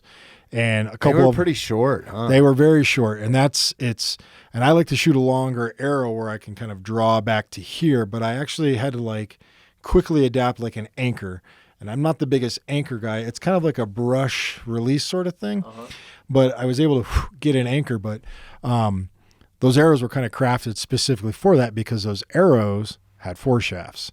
and how we could test, how those specific arrows, because in order to really get good results in the science, and Devin will go into this, is imagine if we shot 9 arrows, all with a few different, specs to them. Let's say one arrow is 3 centimeters longer. The fletching is, it's turkey and not like a sandhill crane or it's a goose. How far do you want to take it? Do you want to do it in loincloths and barefoot? Yes, and absolutely. Yeah. That's a great little weekend. You know what I mean? It's like, there's so many rabbit holes you can go down, right? Exactly. So for him, it was to create 3 arrows. One arrow was based off of, one style, another style, another style. And then it was just introducing new points. So it was shooting the same arrow, getting the same bow, the same shooter, and just getting different, depths. And when we pulled out the heart, there was a couple of holes in the heart from projectiles. I have the stakes at home. Yeah, so. You got the heart. That was a big. I was like, Bobby, you got the heart. He's like, I can't take the heart. I'm like, you have to. I still have a heart at my house, and like heart's super. It means so much to me, so man. delicious, like, man. It's a kind of a tradition I have. So and it's the size of a football. It's monstrous. It was bigger than a football. I mean, my kit is so awesome. And next to that obsidian blade too. Yeah, you can see like in that and lower I right. will take this back just for clarity. We did use I wanted to use a half face blade just to honor my buddy that makes those. Shout out to Beto. So yeah, we got in there a little bit with a half face too. So yeah, because I was like, I don't think these half face blades are gonna work. He's like, no, do it. And it was like, all right, we're gonna do a comparison, and they totally worked. Great blades, absolutely great blade. Well, bringing that up. This is for you. This is the blade that we used that day. Get out of here. And I wanted to gift that to you. Oh, man. As a thank you for taking me. Yeah. You don't have to do that, man. Yeah, man. You deserve it. This is so cool. You're somebody that'll use it. I don't like giving them to people that don't use it. And to me, it's one of the best gifts that you can give. I've given Jeremy one and given a few others away. Appreciate it, stuff. man. So yeah. This is amazing. It's important. More importantly, it's been blooded. Yeah, you'll have to make your own sheath for it, though. I know you're not into the Kydex, but I'm sure you're capable of some leather crafting. Man, that's a sticker for sure. Make it out of that bison hide. And kind of the same sort of thing is the connection that I have with that blade. That's field dressed 2 or 3 elk. Wow, man. And I can't take that. 2 or 3 deer, 1 elk, few other animals. So there's some history behind it too. And then that's the one that we used the day on the bison. Yeah. I did clean it up a little bit for you. I can see it. Yeah. Man, you don't have to do that, man. No. You've got a history with it. I can't. Hey, I want it. You got a history with it. You've taken some game. No, it's yours, dude. We already did it publicly. That one's yours. We've gone public. So, shout out to Beto too. Yeah, man. Shout out to Half Face Blades. No, that was a good blade. Oh shit. Gracias, amigo, man. Gracias. That's badass. So when you don't feel like getting too primitive or you're in a bind, definitely use that. So well, I mean, I will say I use steel blades, all the time, and it's and the beauty of it is a lot of people are like, well, don't you only use stone? I'm like, no, I use quite a few steel blades, but having used stone, I know its capabilities, I know its offerings, I also know the limitations. So it's like if I'm doing something and I'm not looking to, dive deep down this hole, I'm going to grab a steel blade and do what I need to do. Yeah. But that's the beauty of is you can kind of choose. You're like, all right, I know what to expect when I use this. I know what to expect when I use this. Where do I want to go? How hard do I want to go today? Do I want to? What kind of connection do I want to have? What is that? You know what I mean? And I love carrying a steel blade because if I'm out with my boys or if I'm out with students, it's like, depending on what the class is, it's like I'm going to use a steel blade because that's what they're going to have, and I want them to understand the importance of a good blade, how to use it, why to use it, so on and so forth. If we're going down a different rabbit hole, let's craft some of these, let's use some of these so you understand the importance of this. Well, not only that, you got to think about it from the skill set level too. Like how do I want to sharpen my skills? How do I want to test myself? That was why that day I didn't pick up the half face until we were at the very bitter end, and that was really just to put it to use, just because it's kind of a tradition for me, and I have such a connection with those blades, like I explained a minute ago. But like for me, what if you lost that? What if that ended up in a river or something? Exactly. Now you have something to fall back on. Exactly. And you don't even actually have to be a napper. You can make some easily pretty sharp tools in a matter of minutes. Easily. That work really well, that I ended up using on 90% of what I cut through. Man, it's just on a bison. On a bison. It's just beautiful. It's poetic. I'm telling you. I have so many videos out there on what should be the first thing you should learn how to make, and it's this. Just pop a flake off of a piece of stone, because you can cut fibers, you can cut game. Yeah, it's going to require a whole different level of, movements in your hands and understanding of it, but it's an effective tool. We've used this longer than we've used, steel. This is definitely an advantage. Don't get me wrong. Yeah. We would have been with that Bison probably an hour and a half with a bunch of steel blades. Oh yeah, it would have been at a third of the time probably. But I pose this with a steel blade. I would have been a lot more reluctant to stick my hands in there if there was 4 guys with steel blades doing. Oh my God! Yeah. So I actually nicked John, I think, in the middle of it. He was like holding hide for me, and it happens. I was getting a little too. I guess I was in hunter mode, right? Because hurry, something's coming. I'm just always in a hurry. Being a bow hunter in September, it's always hot, so it's like I am just going. And I think I was I had that sense of urgency, so I hope I wasn't too aggro out there. No, man, it was perfect. But it's just one of those experiences, and that's where I think what you've gained is 2 ground truths. You've used blades plenty of times. Now you've used the stone, and now you can say, all right, you know what? I'm capable in both of these venues. How do I want to connect? What do I want to experience? What do I want my kids, my wife, the people I'm around to experience? Maybe is it a full butchering with this, or maybe it's just doing a couple cuts and understanding how sharp that is and then getting into it with that. Because I've done that quite a few times where I'll open something up with some stone, and then I'll use a blade for kind of going to that next, couple of little different phases, if you will. But it's a tool, man. It's a tool in your tool bag. But I wanted to point this out. When you look at that heart, that bottom right side, that big wound cavity right there. The heart doesn't really do it justice. I mean, look at my hands, though. There's a good 8 to 10 inches between my hands. Oh, yeah. To put it in perspective, like you're holding. That's that point. So it looks small in that photo, but what a badass photo. I know. It's perfect, especially because you got one atlatl dart projectile or wound cavity there. Yep. And then up by your thumb, on the left thumb, our right, there's a couple wound cavities. There's a couple wound cavities on the top. It's just like we were getting deep into that Bison, just. Yeah, that is. It's I think to get to the heart, that was definitely like shoulder deep. That was one of your throws? Yeah. From what distance? We were at, I think, what is it, 12 yards? I think 12, 13. Yeah. Devin does paces. You have to ask him why. He paces it out, but every throw has to be behind he was this. Very particular where it was at. Because that's part of that. So every experiment we've done, we've been at that exact pace, number of paces. So people can understand the science of it too. I do have a couple videos, but I don't think I'm going to overlay them. Maybe when Devin comes on. Yeah. But basically the process was there was a lot to it, just throwing one point, right? So it was okay, so first of all, it was having the Bison in the right position. Yep. Flank shot. So flank shot, broadside. So having that, and then there was a backdrop set up where the arrow would enter the Bison. Yeah. And a high-speed camera set up directly across from that. So at the backdrop, you could see all the movement, point breaks, point disintegration, penetration of the Bison. And I'm sure that some of that footage is going to be available online eventually. I have some if you want to see a couple of them. If we could take a break. Yeah, absolutely. So is that Let's cool? Take a break. Sorry. I have some of the ones that you sent me, so awesome. I can airdrop them or actually I think Jeremy can find them. All right. Yeah. Cool. Let's take a break. Yeah, no, you're good. We're back here. Good bathroom break. So we had the high-speed camera. We just got to make sure we blur out my number. Oh, yeah. No, you know what? I'll just show the video, so we'll just make sure we're not in wide. Yeah. No, we're not in wide. Don't worry. Yeah. All right. Okay. Cool. It's just on your beautiful faces. Yeah. Sweet. So yeah, we high-speed camera, and then so from there was multiple cameras set up. Yours included, me taking some stills. There was iPhones out. Devin had another camera from kind of 45-degree angle from that was behind where you were throwing, right? Throwing camera. Yeah. Okay, so there was a throwing camera.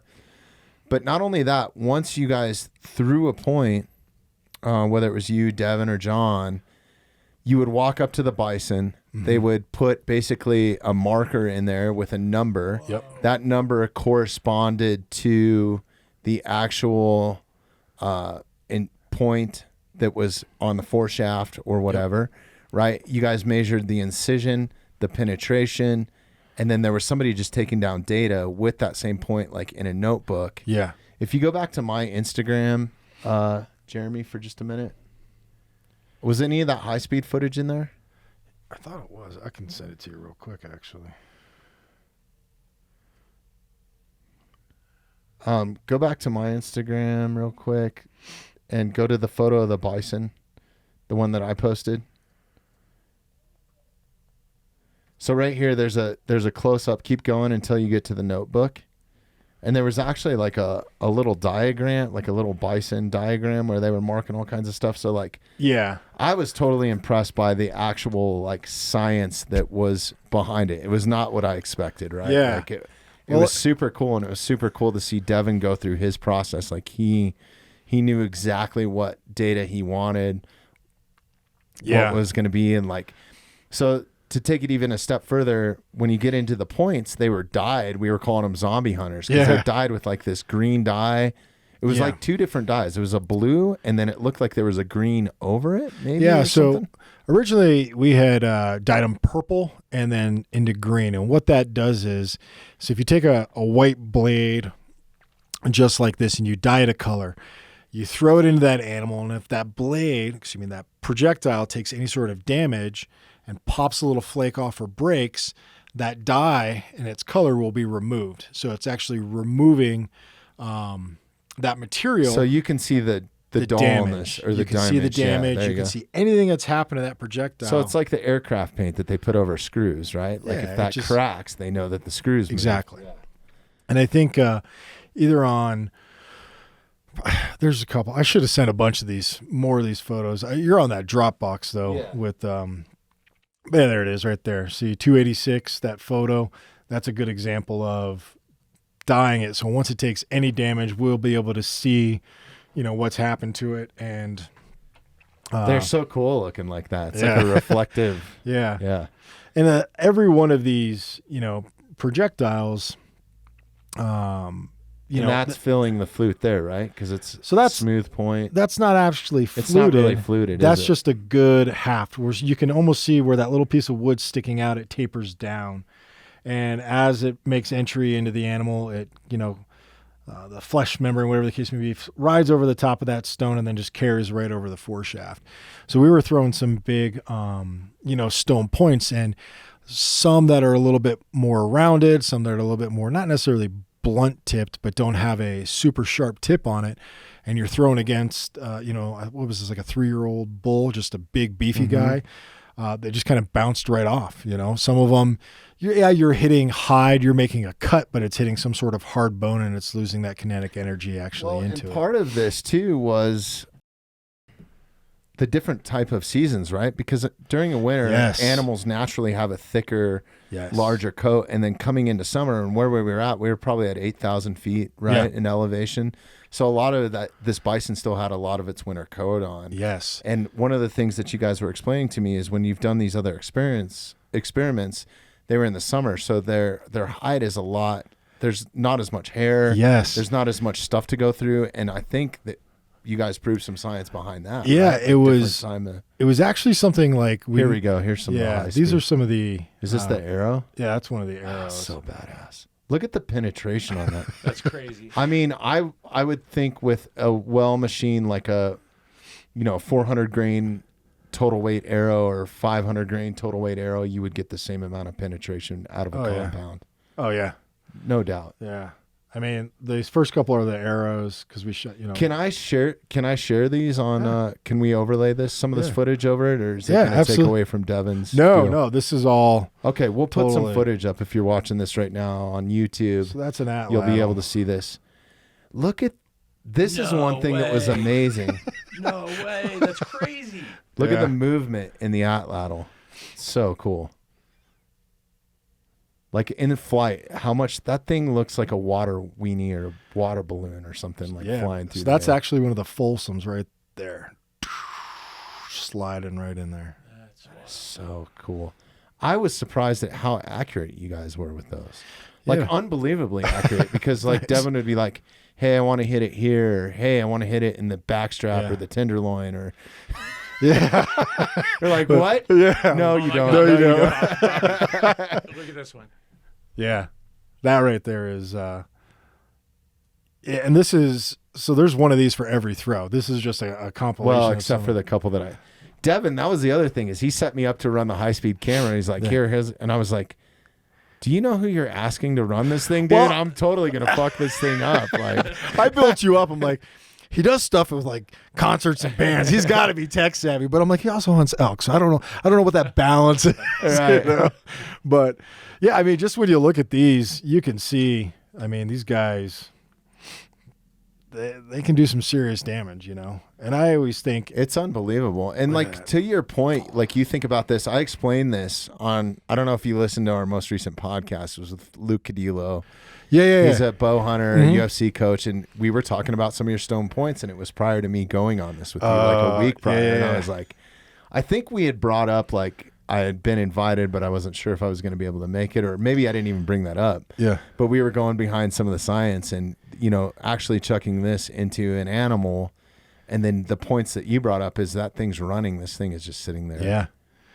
Cutting, right? Well, even go to any one of these slow motions. Watch the back of the atlatl. So it slides in, and then the movement. Wrench. So that's also cutting. Is it's doing it's wrenching left. It's wrenching right. There's still kinetic energy, and the dart, even though it's wobbly. I mean, I think if you I didn't go even think about that. Watch some of the projectiles as they fly. Look at it spinning. Can you go into full screen on that, Jeremy? Yeah, let me see. Oh, that's one of the breaks.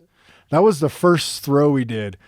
That was the first throw where that one there's just... the two. Yeah, there you go. Yeah. Look at that. That high-speed camera is so cool, by the way. But there are 2 points where I know for a fact we lost, but I think it was the camera's fault. It wasn't my fault. Boom! So there you go. That's like the thickest part of the hide, probably, right? Yeah, right around that neck. And then some behind of the it comes shoulder. down to the construction of the point, right? Yeah, Like, and that's probably, so if you looked at that point, if the point's still intact and the foreshaft is split, that's just a haft failure. And you're going to find that. Not every single one of them is going to be 100% because you are working with wood and sinew and pine pitch and stone. It's not like a riveted. So people that are just listening to this thing and not watching, I highly urge you to go check out the YouTube or go to Donny Dust Instagram. It's at Donny Dust. Yeah, right? Donny Dust pretty much for everyone. Check it out. I think some of this high-speed footage will be on there, or Devin's. Definitely going to do a full report on it. So check out Dr. Devin Pettigrew. He goes by AR Atlatl. Okay, yeah, definitely give him a follow. But just, we're watching high-speed footage of these atlatls flying in, and it's to the point where you can see the point break. I mean, it's shot, I don't know how many frames per second, but it's got to be... It's a lot. Science. A lot, yeah.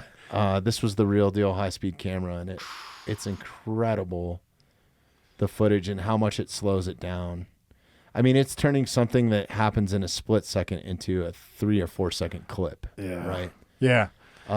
And you can actually see points explode and dust come off of them. Go to, I think it's the 14-second one, maybe, or is this the arrow? This is the. That's wild. Wow. Yeah. So look at that. It just hoinks way down. So you know if that thing's up, the balance of that dart is wanting to fight up, it's wanting to fight down, and now it rises to its level plane. So you just think about that thing moving. You've seen like movies where... Oh, you could see it when we cut into it. I mean, there was one incision in the heart that was probably at least 6 inches. Shot. Yeah, you Yeah. can see it. Yeah, it's monstrous. I mean, that's... That right there. Right there. So, yeah, I didn't even think about that. But, like, watching that come in on high speed it looks like a water, like one of those long balloons that they use to, like, tie up little dogs that Clown does. Yeah. It looks like one of those flying in full of water or something, man. It's crazy how much movement's in it. But also, like, down to your guys' accuracy. So I know that we've brought this up before on the podcast, so go and listen to some of our prior episodes. It's weird. You always end up being an even episode, like your episode 120, 90, 40, 20. I think, or something like that that. one, yeah. This one won't be because That's all right. I was like, we got to get Donnie in here right now. But yeah, you've shown some atlatls, but to explain an atlatl to somebody, it was basically a primitive way of hunting to throw a spear. It's an apparatus to throw a spear, basically.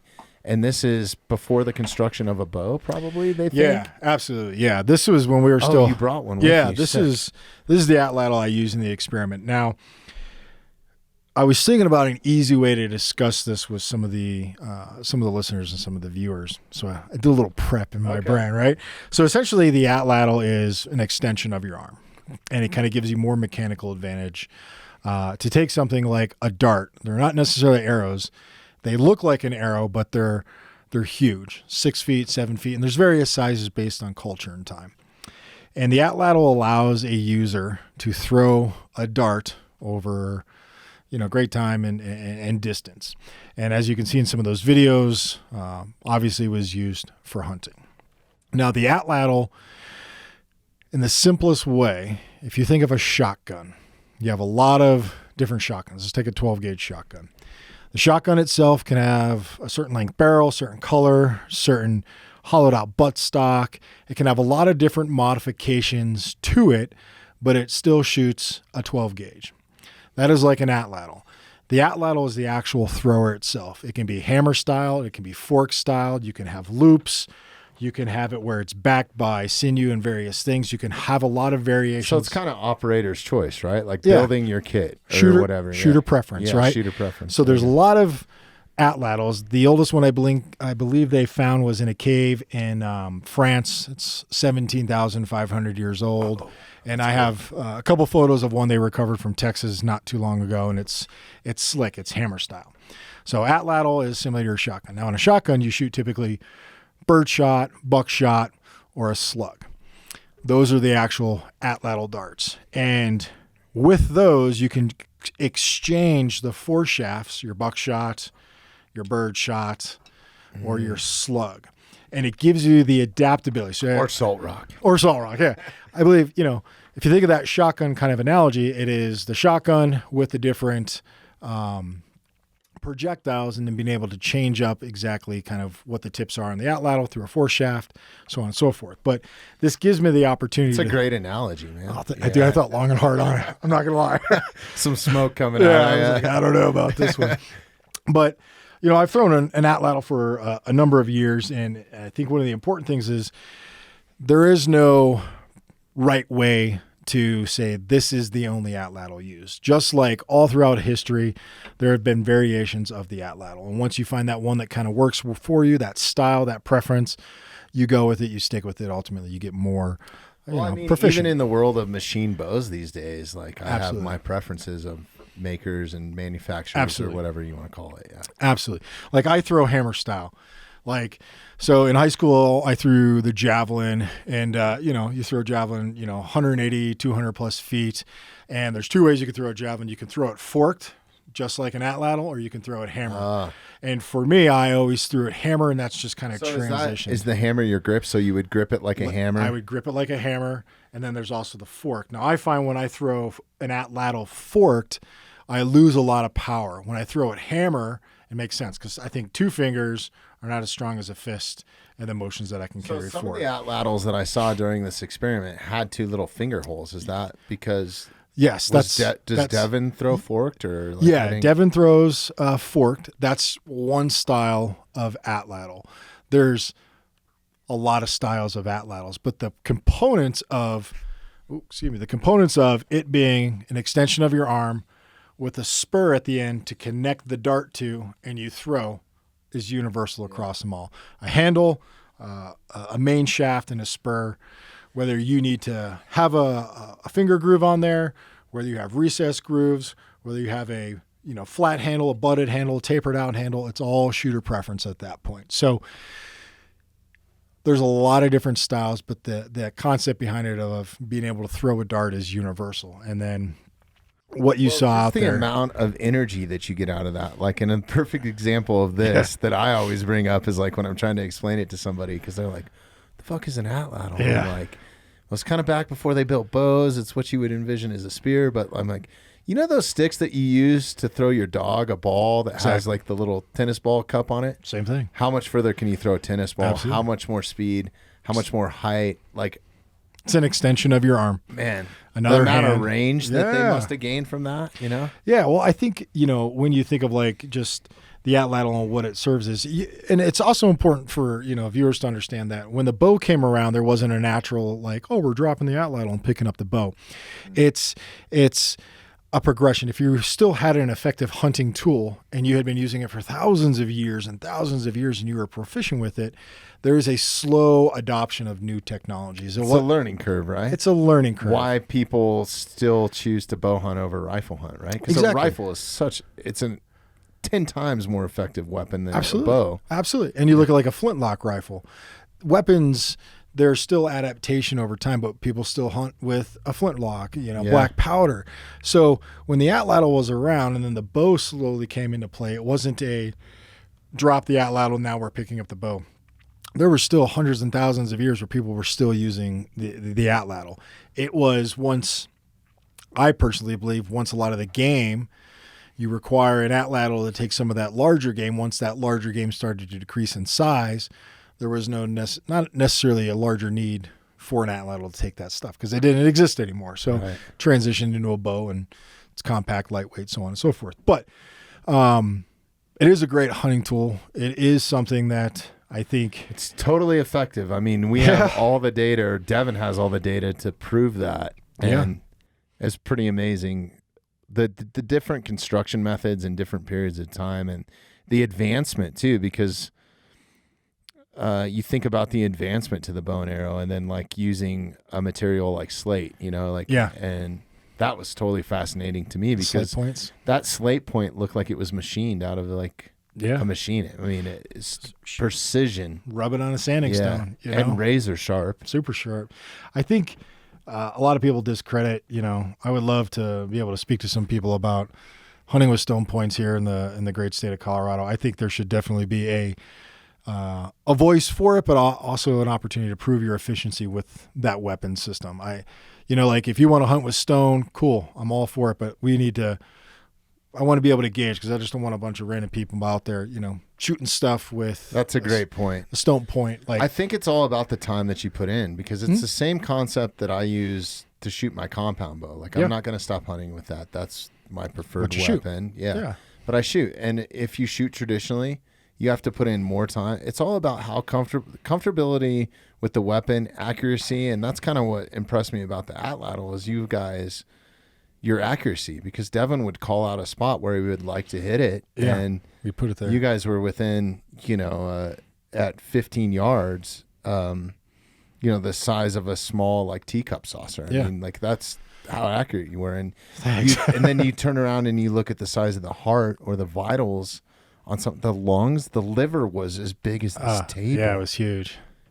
Yeah, I mean, a liver shot will take something down in a hurry. I mean, the lungs are, if you probably laid them out, they'd be the width of this table for sure. Easily. I mean, the vital cavity of a bison is huge. So it's like monstrous. As long as if you're have any sort of hunting background, you can get one. Yeah.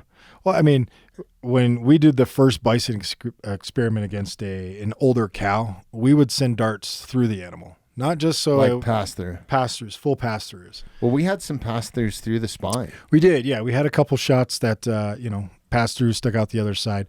But as our first one was an old cow, second one was a super young bull. This is a little bit older bull. We're gonna do it a fourth time, and we're gonna get a younger cow, so we kind of get the full dynamic of old bull, old cow, young cow. But that old cow on the very first one, I was taking darts that are 7 feet, 6.5 feet long at 15 yards and throwing it right through the thoracic, and it was traveling all the way through. Right. And an older cow, I think she was like 21, 22 years old. Oh, wow. There's some meat on there, but she's weathered. You know what I mean? It's not as bulky as some of the others. If you think about it, they were hunters of opportunity, right? Absolutely. So this is the fucked up shit that I think about when I'm laying in bed at night. I was like, because I start thinking about like, okay, I went and did this. I only experienced it just because you're so head down and so engulfed in it, right? Like, I wish I would have taken my time and taken a little bit more in. Yeah. And I think if I do this a second time, I definitely will. But you start thinking about, like, from a hunting perspective, animal behavior is huge, right? So anticipating what an animal is going to do, and bison's defense is kind of to, like, gather in a herd, you know, and use the herd as part of their protection. Absolutely. They're not really designed to run away. That's why they have these massive heads and super sharp horns and, like, ready to fight. Yeah. But you think about, like, okay, if I was riding out on a horseback, right, and if you even want to take it further back, if I was walking out or sneaking into the herd or crawling into the herd, those satellite animals that are on the outside are going to be exactly what we did the experiment on. They're going to be those 3 or 4 year old bulls. They're not going to be the herd bull, right? Yeah, first encounters. They're going to be the calves that are not smart enough to get inside the actual herd, right? They're going to be those females that are trying to protect their calves in front of the calves. Like, you can go down a deep rabbit hole on that too. But if you think about it, those are probably a majority of the animals, the easier ones to hunt, right? So survival of the fittest. And I think there's probably a lot of truth to that. And I would say if it came down to me, if I wanted to hunt bison in an open sort of terrain, I would look for a lot of terrain that's going to give me advantage. One, advantage of some sort of screening, whether it's from, you know, the wind, observation, so on and so forth. But I want to get advantage where I can get above the bison. Reason being, at a lateral view, if I'm flat, all I'm going to see is a wall, right? And let's just say they're circled up or they're in mass. And when I see that mass, I'm probably going to get a lot of blended profiles. So I'm going to get 8 or 9 bison that look like one.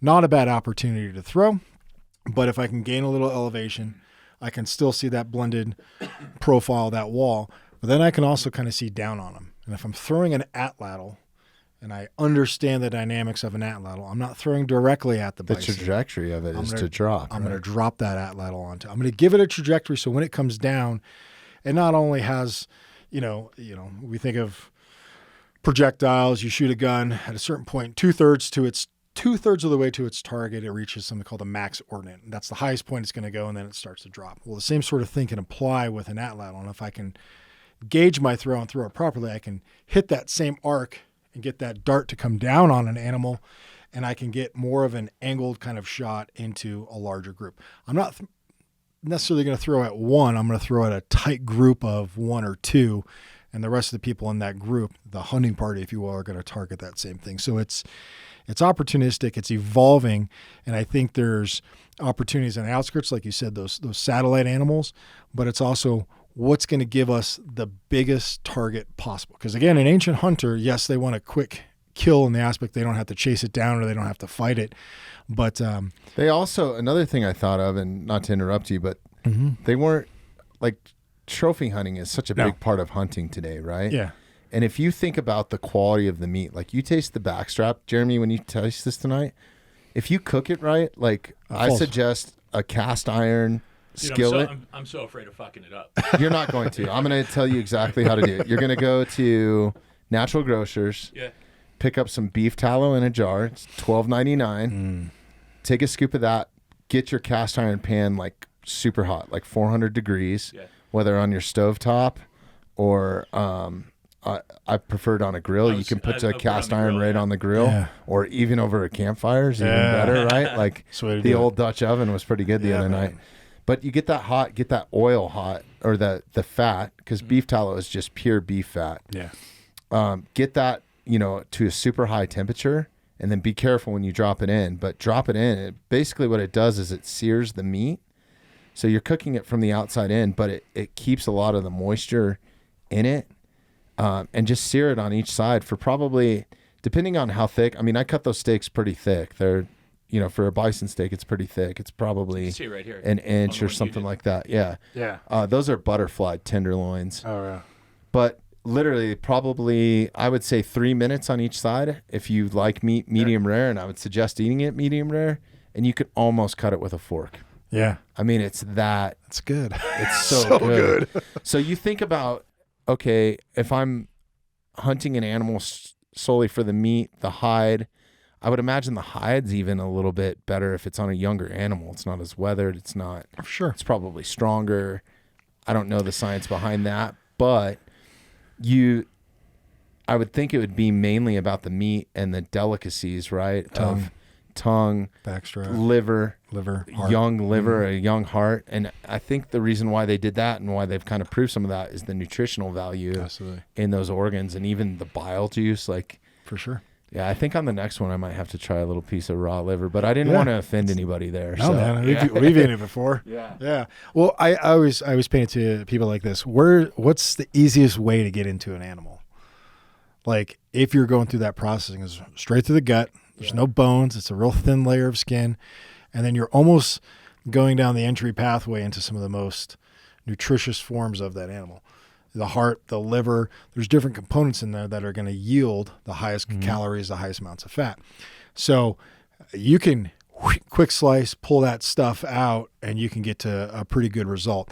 I think the idea that ancient cultures all the time, 100% of the time, used everything is completely inaccurate. Prime cuts, right? I mean, it's such a big animal. It would take a tribe to eat it in the time that it spoils, right? Yeah. So imagine if there's 10 people in a small tribe or a small clan, they're hunting around, they get, something significant. They're going to take what they can. They don't have like 360 degrees of security. They don't have, ATV. They don't have all these resources. They got to pack it out. Yeti coolers. Exactly. Yeah. So it's very likely they would take those prime cuts or easy cuts. I always think easy cuts, easy to get inside of the mouth, start cutting that tongue out, easy to get inside the gut, to get that liver, get that heart, and then getting some of those prime cuts. It's real easy to take off, a back leg. You got that joining, skin that's kind of on the front side. You just scoop it around, pop a joint. And then more importantly, it's easy to carry. Yeah. So I'm not saying that, when it came to something like a deer, everything wasn't used. It's a lot easier to carry and process. But when you think of large game, unless there is, 30 or 40 people that are going to wind up consuming all this, a lot of it's just going to go to waste. They didn't have the time. There's other predators out there that were likely smelling the blood in the air and seeing the raven circle.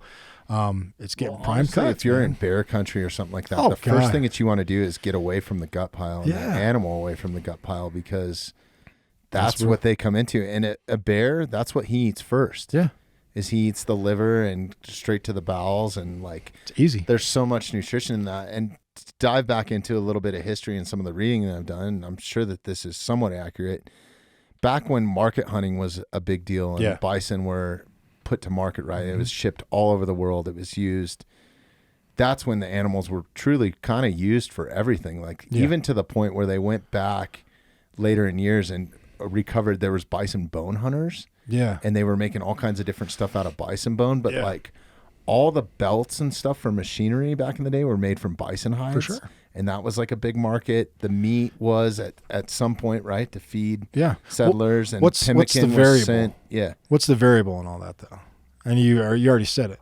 Money. Money. So how can we take this large thing, get the most amount of money? 10,000, 15,000 years ago, it wasn't about the money. It was about what can we get from this? It's going to feed us, clothe us, and how can we do it the quickest without getting taken down by wolves or short-faced bears or different things like that. There's only 10 to 15 people maybe in our clan, our tribe, our roving band of, Paleo Indians.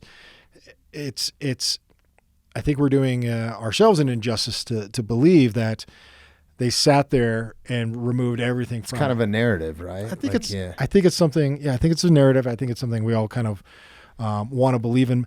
I do believe that when there was opportunities and they could set up a camp, or they were in an area that gave them different resources, from water to firewood, because to start smoking meat, to start tanning a hide, to start doing all these things takes manpower. And if it's a small 4, 5, 6 man hunting group, I can tell you it's probably a lot easier to shoot something smaller and be able to pack it all away than it is to shoot something extremely large like a bison antiquus. We've seen the size comparison and say, now we're going to use everything on this.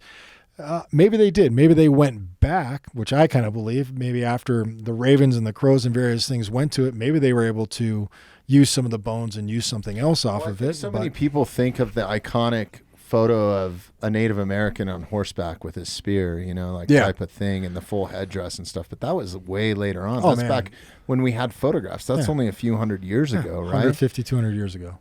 We're talking thousands of years before Paleo this. Indians. Yeah. Yes. Ice Age. Wild, right? First people to come across, whether it was, the Icelandic bridge. I know there's a lot of theories about the Atlantic crossing, boats coming from South America, coming up to the north.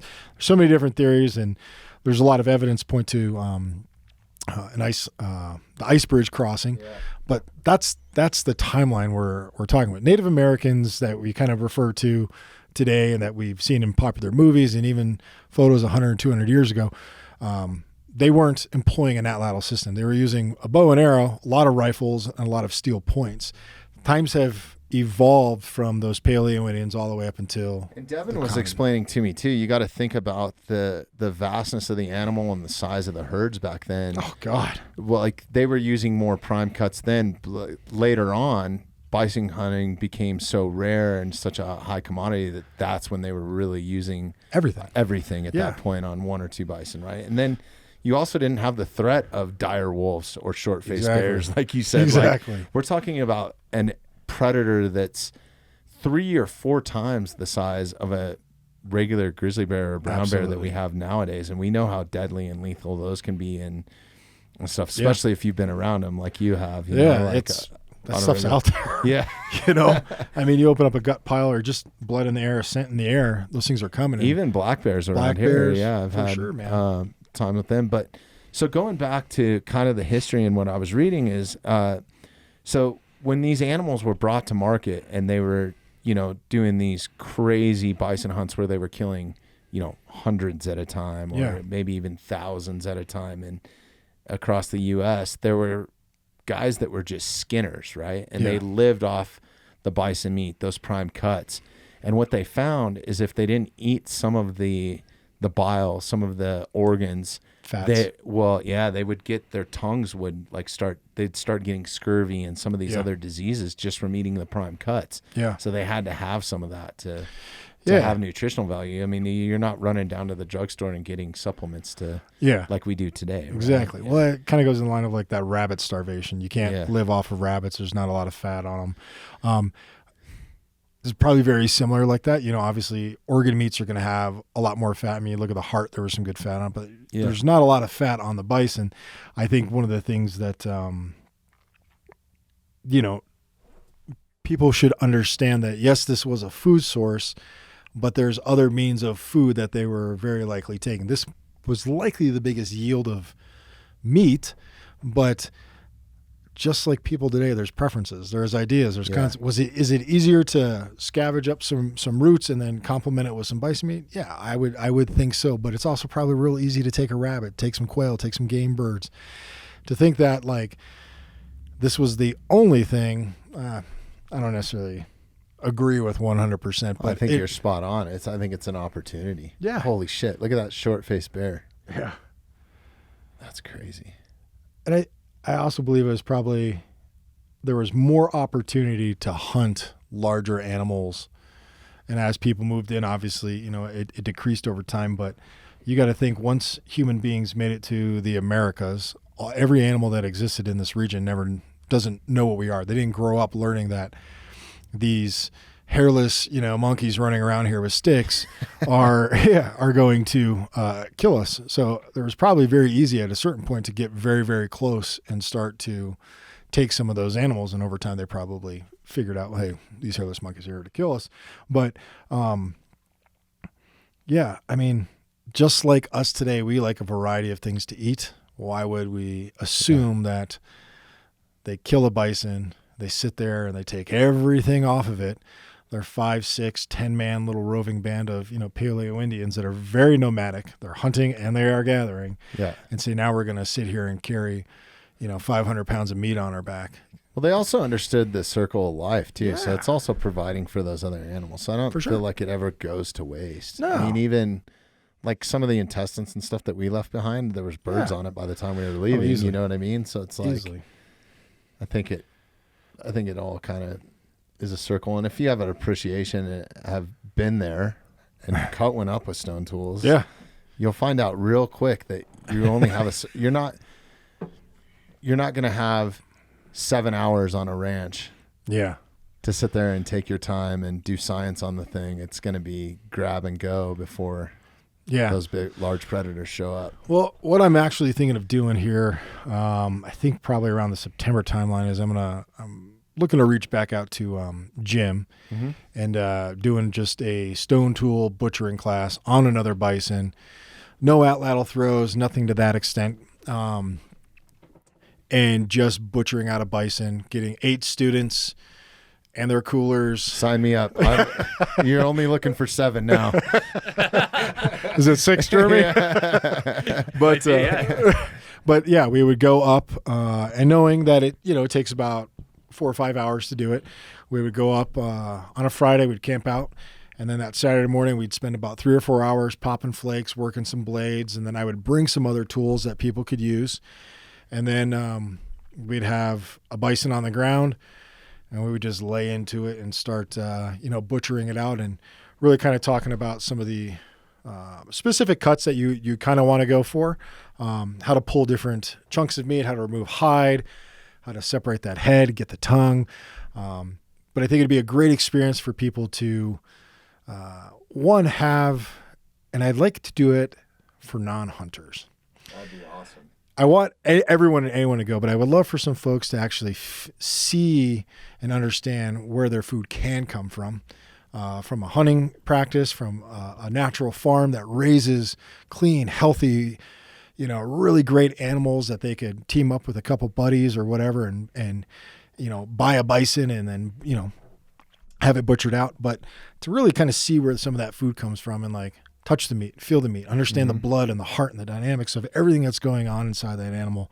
I think it'd be a really great course, one, for people to experience the butchering aspect, 2, to actually bring home fresh meat. And maybe that little bit of man, this tastes so good. And be that's how all your food, that's what I was wondering. When I was tasting, when I brought that package of bison back to Chicago, smuggled it into Chicago and shared it with my coworkers there and friends and stuff like that. I was like, I wonder if it tastes as good to them as it does to me. I wonder if I'm tasting it different. I think you are. I think you have to be. Yeah, I think you really are. Cause when I taste it, and it's funny when we had, my kids love steak and rice, right? So bison steak. So as I was looking at these steaks and I was opening them up out of their packs, I was like, I think I remember cutting this piece of meat. I remember this. And there was a little bit of pine pitch that just found its way onto one of them. Oh, really? Oh, no shit. And it's, when you eat it, my kids instantly know. They're like, oh yeah, we've been missing this, Dad. I'm like, well, give me some time. But they understand it. They can taste it. They can feel it. And they understand. Because last time I did this, they butchered all of that bison out with me. They went the whole 9 yards. So that's awesome. It's a good taste, and I think when people taste it, they're like, this doesn't taste like beef. And it's like, well, it's not a cow. It's not beef in that respect. It's just like when somebody eats elk, they're like, oh, this tastes kind of funny. It's like, well, you're just not used to that flavor, that taste palette, if you will. Well, not only that, to the point, I call it cutting board. The reason why I'm so adamant about cutting boards is when we have game at my house, it does not get plated. Yeah. The kids come to the cutting board and I'm cutting slices off. They're not cutting their own steaks. Yeah. It's me cutting it off, and they are literally, I'm like, okay, watch out. There's a sharp knife here, because they are going in for, and we just all gather around the cutting board, and it's like this. It's kind of like not a primal way to eat it, but it's like family style. It's cool, man. Yeah. They eat us off the grill. Yeah. All the focus is on that. That it doesn't matter what's on the TV or what music's playing in the background. And then it's like you're enjoying something together. For sure. I mean, they're in there with their hands where there's no forks. Dude. There's a lot of finger licking going on, So to me, that's really cool. It's a family community and a bonding, and they all love it so much. So that's it's awesome. To the point, it's like, what do you guys want for dinner? And if you have the Annie's mac and cheese, which is a household favorite for the kids, and all that sort of stuff, they don't want any of that. Yeah. They want, is that grill going? Are you grilling tonight? Dad's home. He's going to grill, So it's so cool. Yeah, but to the point too, even my dogs know. Yeah. I have a bunch of packages that I've made for them, and it just says dog on it, you know, and it says our dog's name, Tala, you know, and she knows too, man. That's why she will follow me off of a cliff that's the way to do it. Yeah. Our so dogs, like all those little pieces of tendon, like around some of those leg muscles and stuff you get down to, I save all of that and put it into a separate container and then package it and freeze it. Smart, man. So she'll be eating bison too for... Heck yeah. Well, my neighbor, Dan, came over and we set up in the garage because it was raining. We finished out, you know, all the butchering. And usually as you're going through that process, you're trimming this and trimming that. And after all that meat that came back with me, we had one trash can, and I say it was about a quarter way full of just, I mean, grass and various things like that, but like hard sinew. There was a couple, I think, on the shanks. Depending how you cook your some shanks. of the neck meat too had a lot of. There was a couple pieces, but there wasn't a lot that didn't get ground up or wasn't staked out or stewed out, or because I usually do ground beef, roast, steaks, and then a stew. It's just stew beef, and that's just the most random pieces I can soak for 2.5 days. And I'm like, this is so good. I'm like, wow, that's all neck. Yeah, you know, you'll enjoy it. But yeah, and then we sat there, and as we were cutting, he's like, I'm going to go light up my Traeger. He's got a Traeger, so that's why I don't know the one. But he goes and lights up his, and I'm like, well, here, take some of this. And then Marissa, my girlfriend, she's on the inside. She's packaging everything. We're cutting meat. She's coming in and out with trays, and it's an entire process. But as you're doing it, you're like, we've got food. You know what I mean? Like, we've got food in the purest form. It's healthy. It's clean.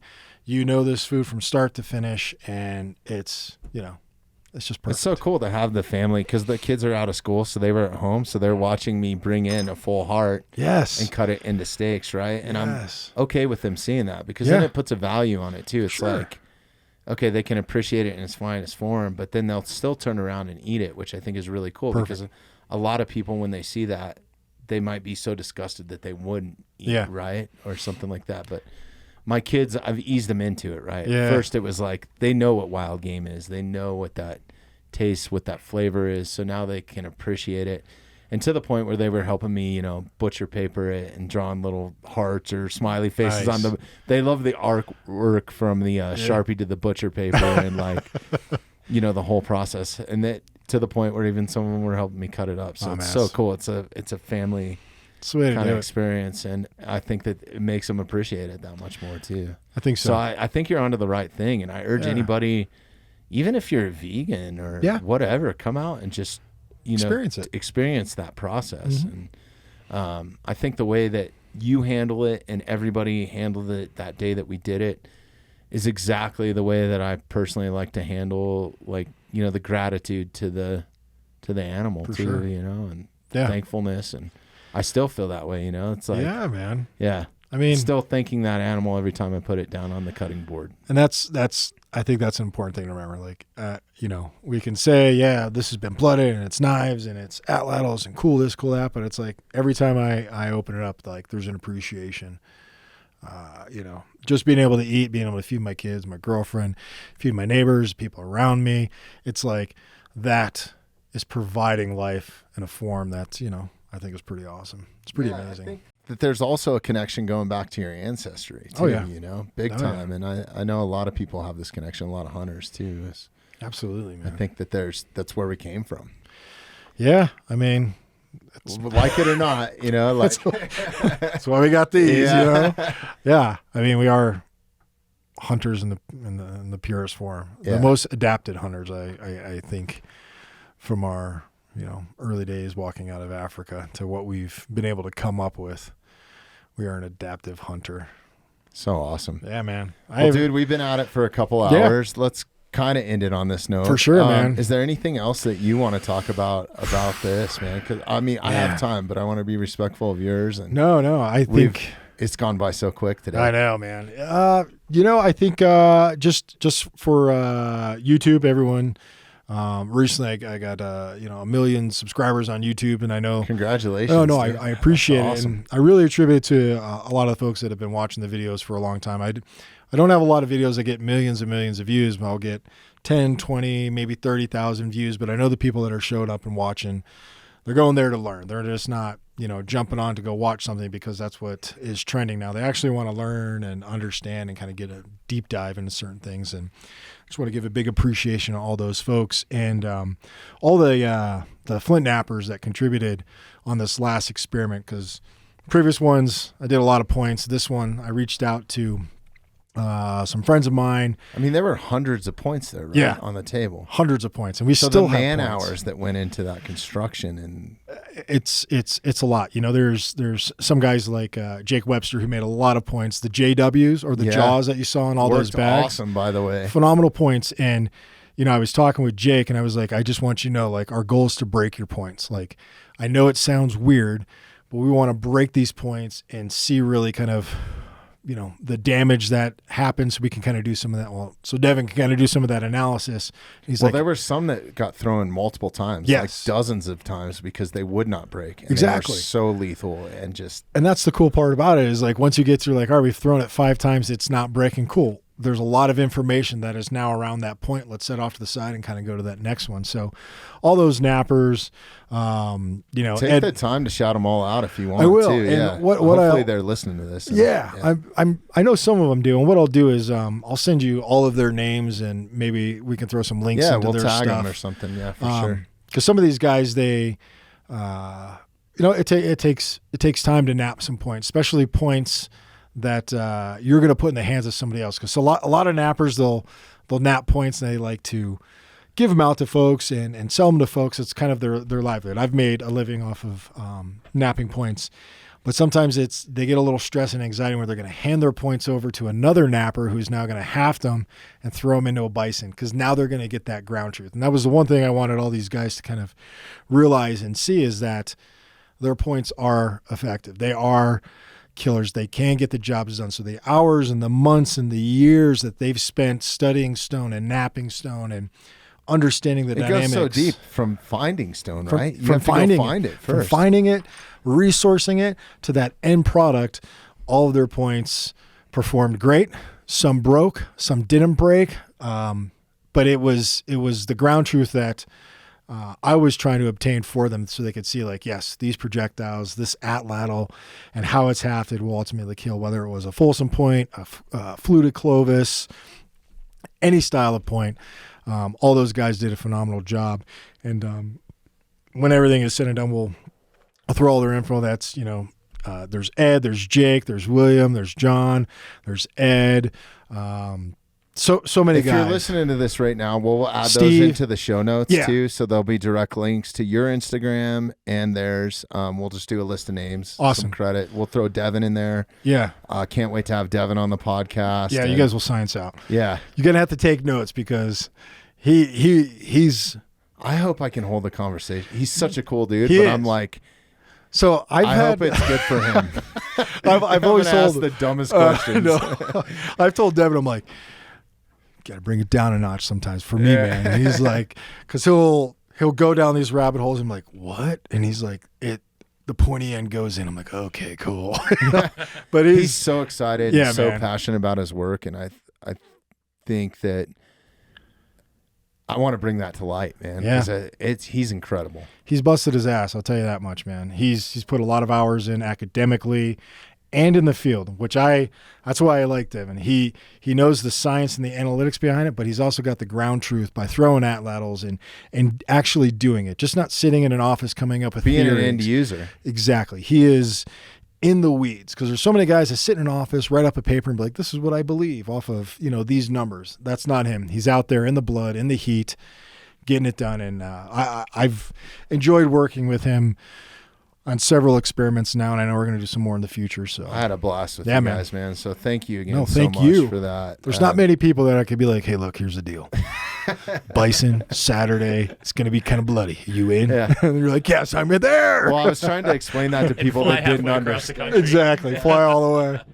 I was trying to explain that to people that didn't understand. So I'm like, okay, if your favorite thing is to go to Disneyland, then this is like Yeah. going and like Mickey giving you a personal tour and being Exactly. there while Walt was alive and Exactly. like, so that sort of thing. So Right on, man. yeah, Well, that's super rad. Well, we got more. Jeremy, you're in line. You got to come That's out awesome. too. Yeah, No, man. Actually, Yeah. I mean that actually is something I'm very interested in. Yeah. That'd be great. Fuck yeah. I think Let's go. The next Let's one, go. man. We'll do. We're gonna keep doing them. The next one, though, we need a film crew.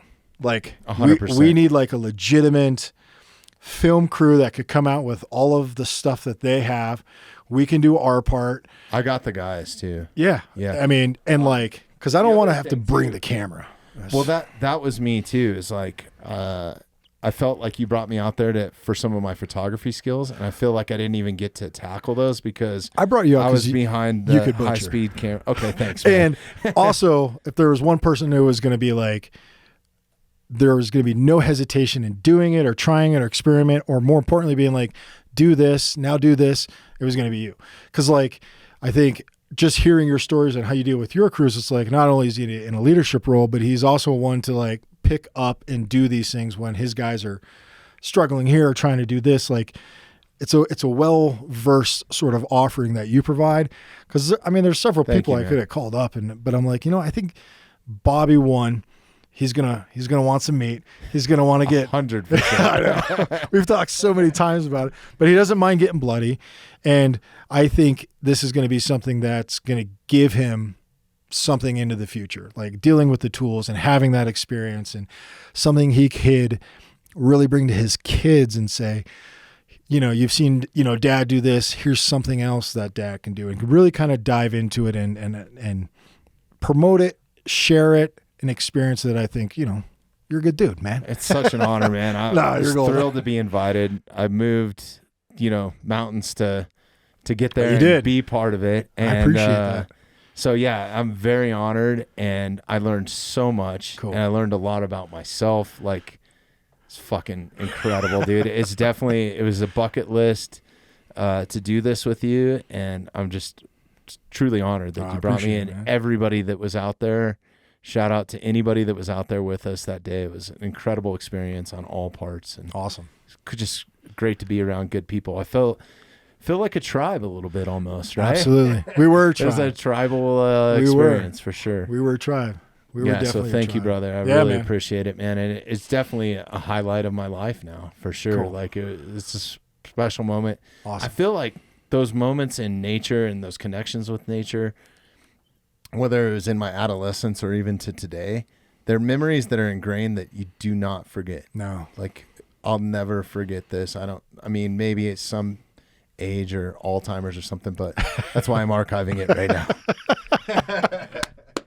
I love it, man. That's awesome. It's awesome that I can share that experience with other people too, sure. through this platform. So I just feel super fortunate, man. Cool, so bro. thank you, brother. Yeah, I'm gonna give you a man. hug as soon as there's not microphones and stuff in the No way. worries.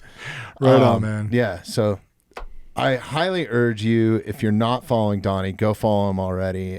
You've been on multiple times. Yeah. You're going to keep coming back, and I'm so grateful for everything that we've been able to do in this studio and outside the studio. man. It's been rad. So I appreciate thank you, it. brother. I appreciate your time. Thank you. At Donny Dust on Instagram.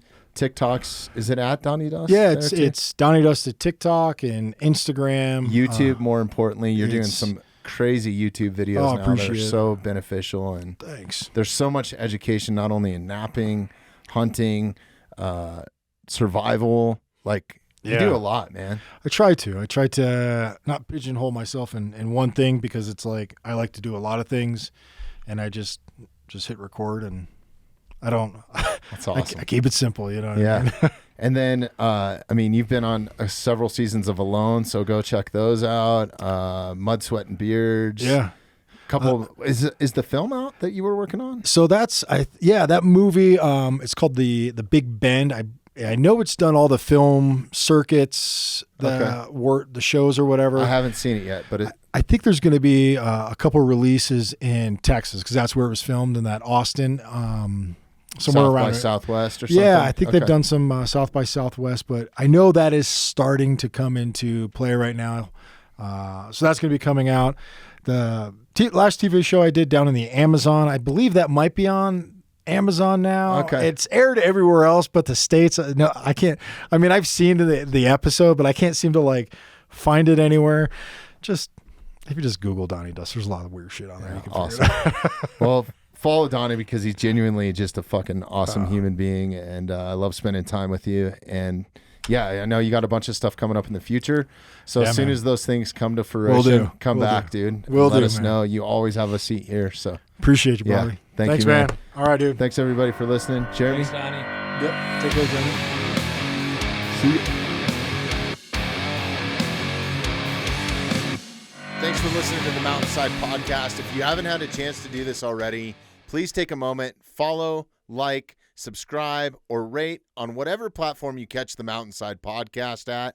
Also, if you'd like some more information on upcoming episodes, safety tips, access to all of our affiliates, and all the badass discounts that we get here at the Mountainside Podcast, check out themountainsidepodcast.com.